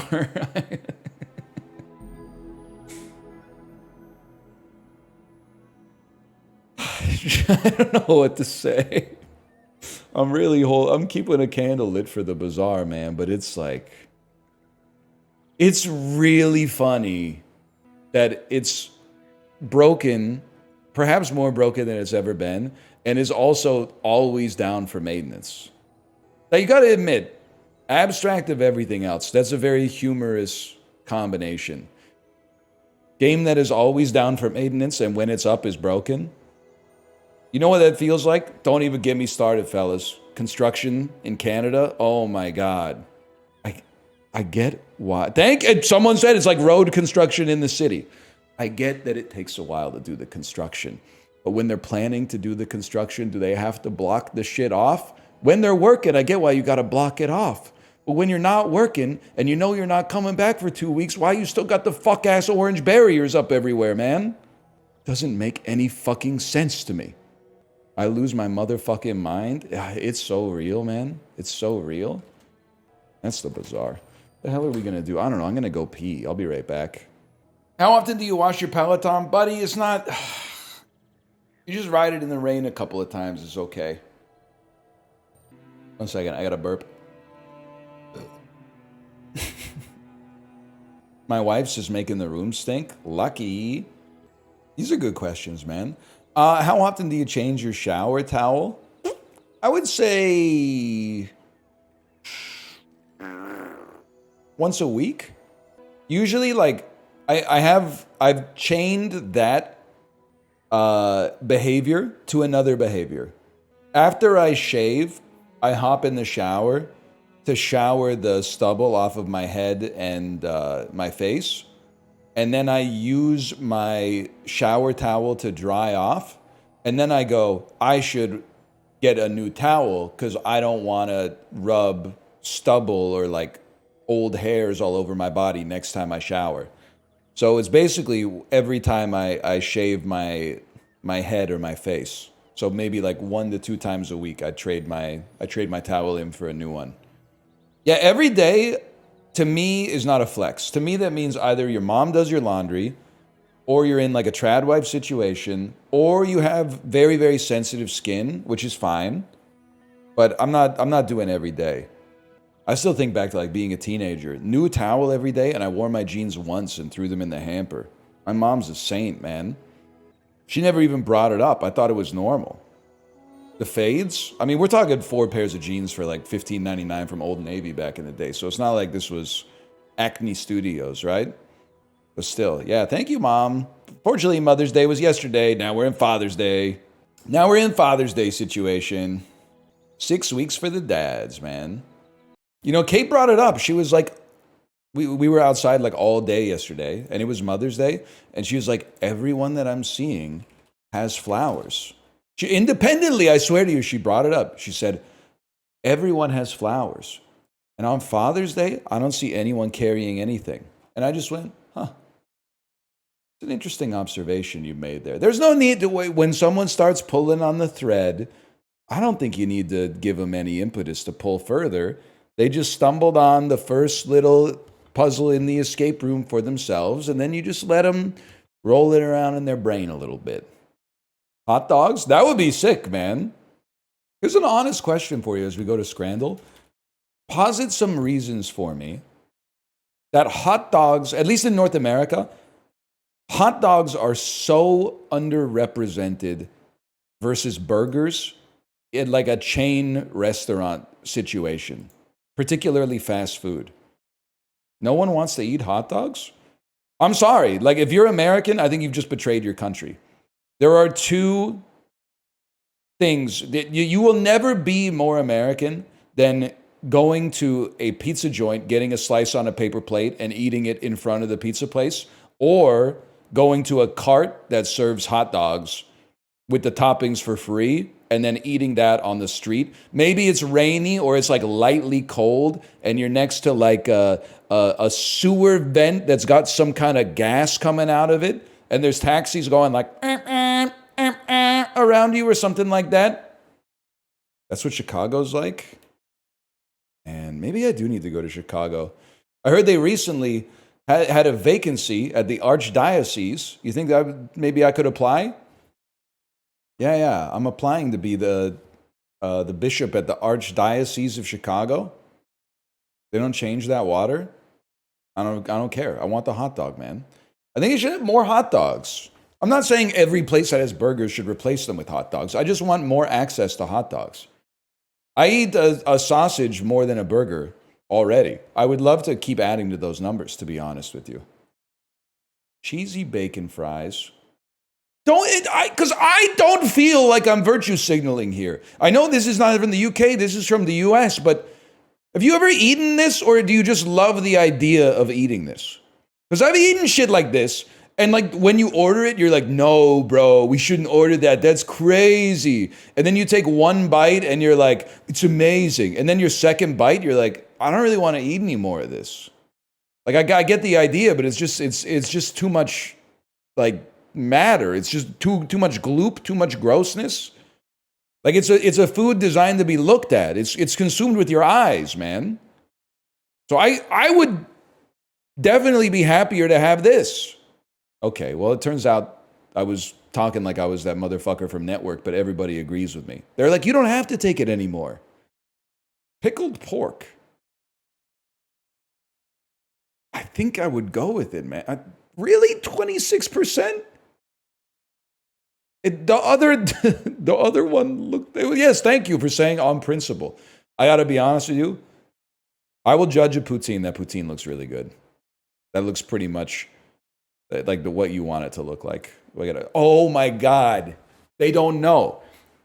Frozen gravy England? Get in there, lads! Frozen gravy fucking French Canada, mate.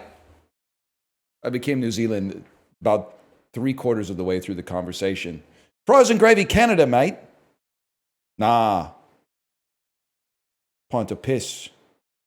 I'm going to guess this, in terms of the pies in brackish water, this one looks like among the best of them, to be honest. Pulled beef, poutine, disgusting. Looks like shit I left in the fucking loo this morning. Pulled beef and gravy top chips for me, please. Fucking morons. Kissing me. The poutine looks so good, man, as a poutine consumer. And I've been trying to meet the Brits halfway on Scrandle. But the poutine shit pissed me off, man. It literally looks like their food. Is it like because it's invented in French Canada that it's like not fair? Like they're like, it's not right. Ain't even any fucking sweet and sour pork in it. Gravy, chips, and cheese. What the fuck? Where's the peas? Where's the peas, mate? It looked like shit. Look at the fucking Kashima antlers, man. Okay, that's crazy. I gotta go with England on that. Japan, you're crazy for that one. You're crazy for that one. AI generated nachos. Listen, I've had some bad Canadian nachos in my life. I've never seen a plate of nachos that was more disrespectful to the concept of nachos than this. That's horrific.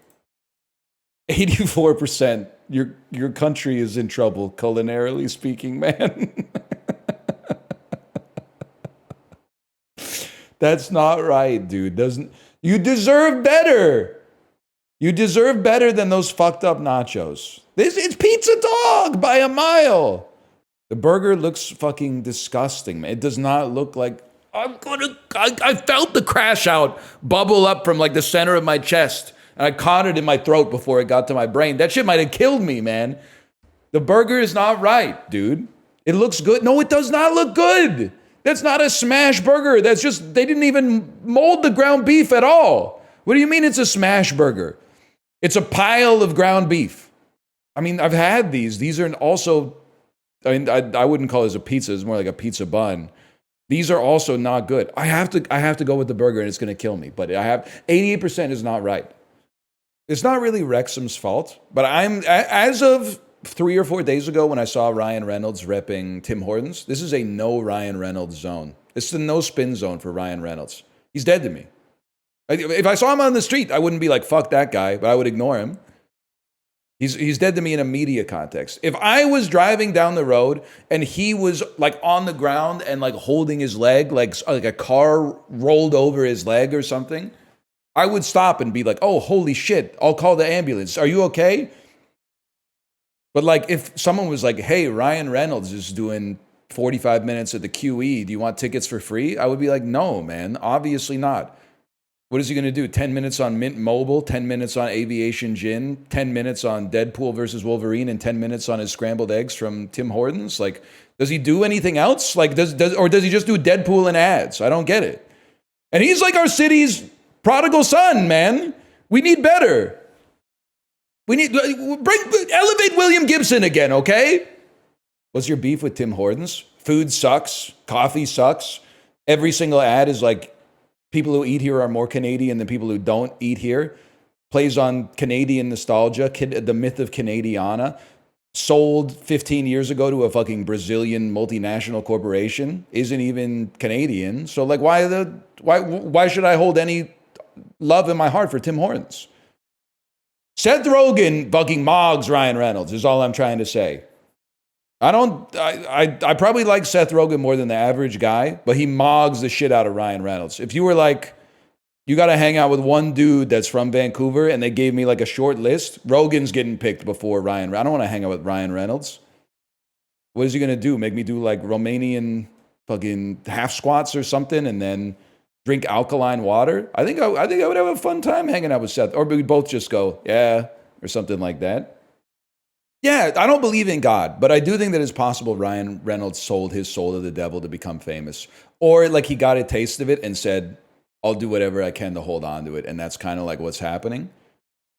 I don't think it necessarily makes him a bad person, but I do think his spirit is vacant. At least the outward projection of his spirit that he chooses to let out is like corporate and vacant. He strikes me as like Hollywood Mr. Beast. Like he's an algorithmically generated and optimized, perfect encapsulation of corporate culture in 2020, crystallized into a single individual, designed by unrelatable people to be the most relatable celebrity of all time, so that when you see him, you go, there's that guy. There's that guy from the commercials. Goggy, are you here? I was thinking about you this weekend, Goggy, and I know that sounds crazy. I was driving around with my mom and the rest of my family. She was talking. She said, you know, your first word was? Do you know what your first word was? And I said, I don't know. And then she said, Goggy. And it was like a fucking memento moment. And I said, why was it Goggy? And she says, that's what you called a pen. There's a lot of stuff going around in my head. First off, why was I saying the name of a chatter? This is like some Hodor shit. Secondly, why was I using pens when I was like 7 months old, bro? Like, what the fuck was I writing down? Was I taking messages or something? I don't really understand what they got me doing. It's the kind of shit that'll mess with you. I don't know, man. I think it's going to be chicken tikka kebab with a pint. Not even close. Send you over to my wife's stream. Enjoy yourself. I'll see you next time. And I got to be honest, I don't have the same level of disdain in my heart for Rob McElhenney, but that's because they were taking swings on It's Always Sunny. Now, sometimes I get annoyed with the fact that it's still on the air, and they're like, you can't say that, the show. But they were taking swings early on in It's Always Sunny. And I don't think Ryan Reynolds has taken a single swing in his life. Anyway, sorry. I got a little over my skis there. I'll see you tomorrow. Later.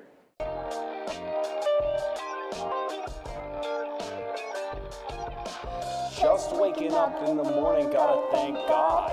I don't know, but today seems kinda odd. No barking from the dog, no smog. Mama cooked breakfast with no hog. I got my grub on, but didn't pig out. Finally got a call from a girl I wanna dig out. Hooked it up for later, as I hit the door. Thinking where I live, on level 24. I gotta go, cause I got me a drop top. And if I hit the switch, I can make the ass drop. Had to stop at a red light. Looking in my mirror, now a jacket inside. And everything is alright. I got a beat from Finn, and she can do it all night. Called up the homies, and I'm asking y'all, which park are y'all playing basketball? Get me on the court, and I'm trouble.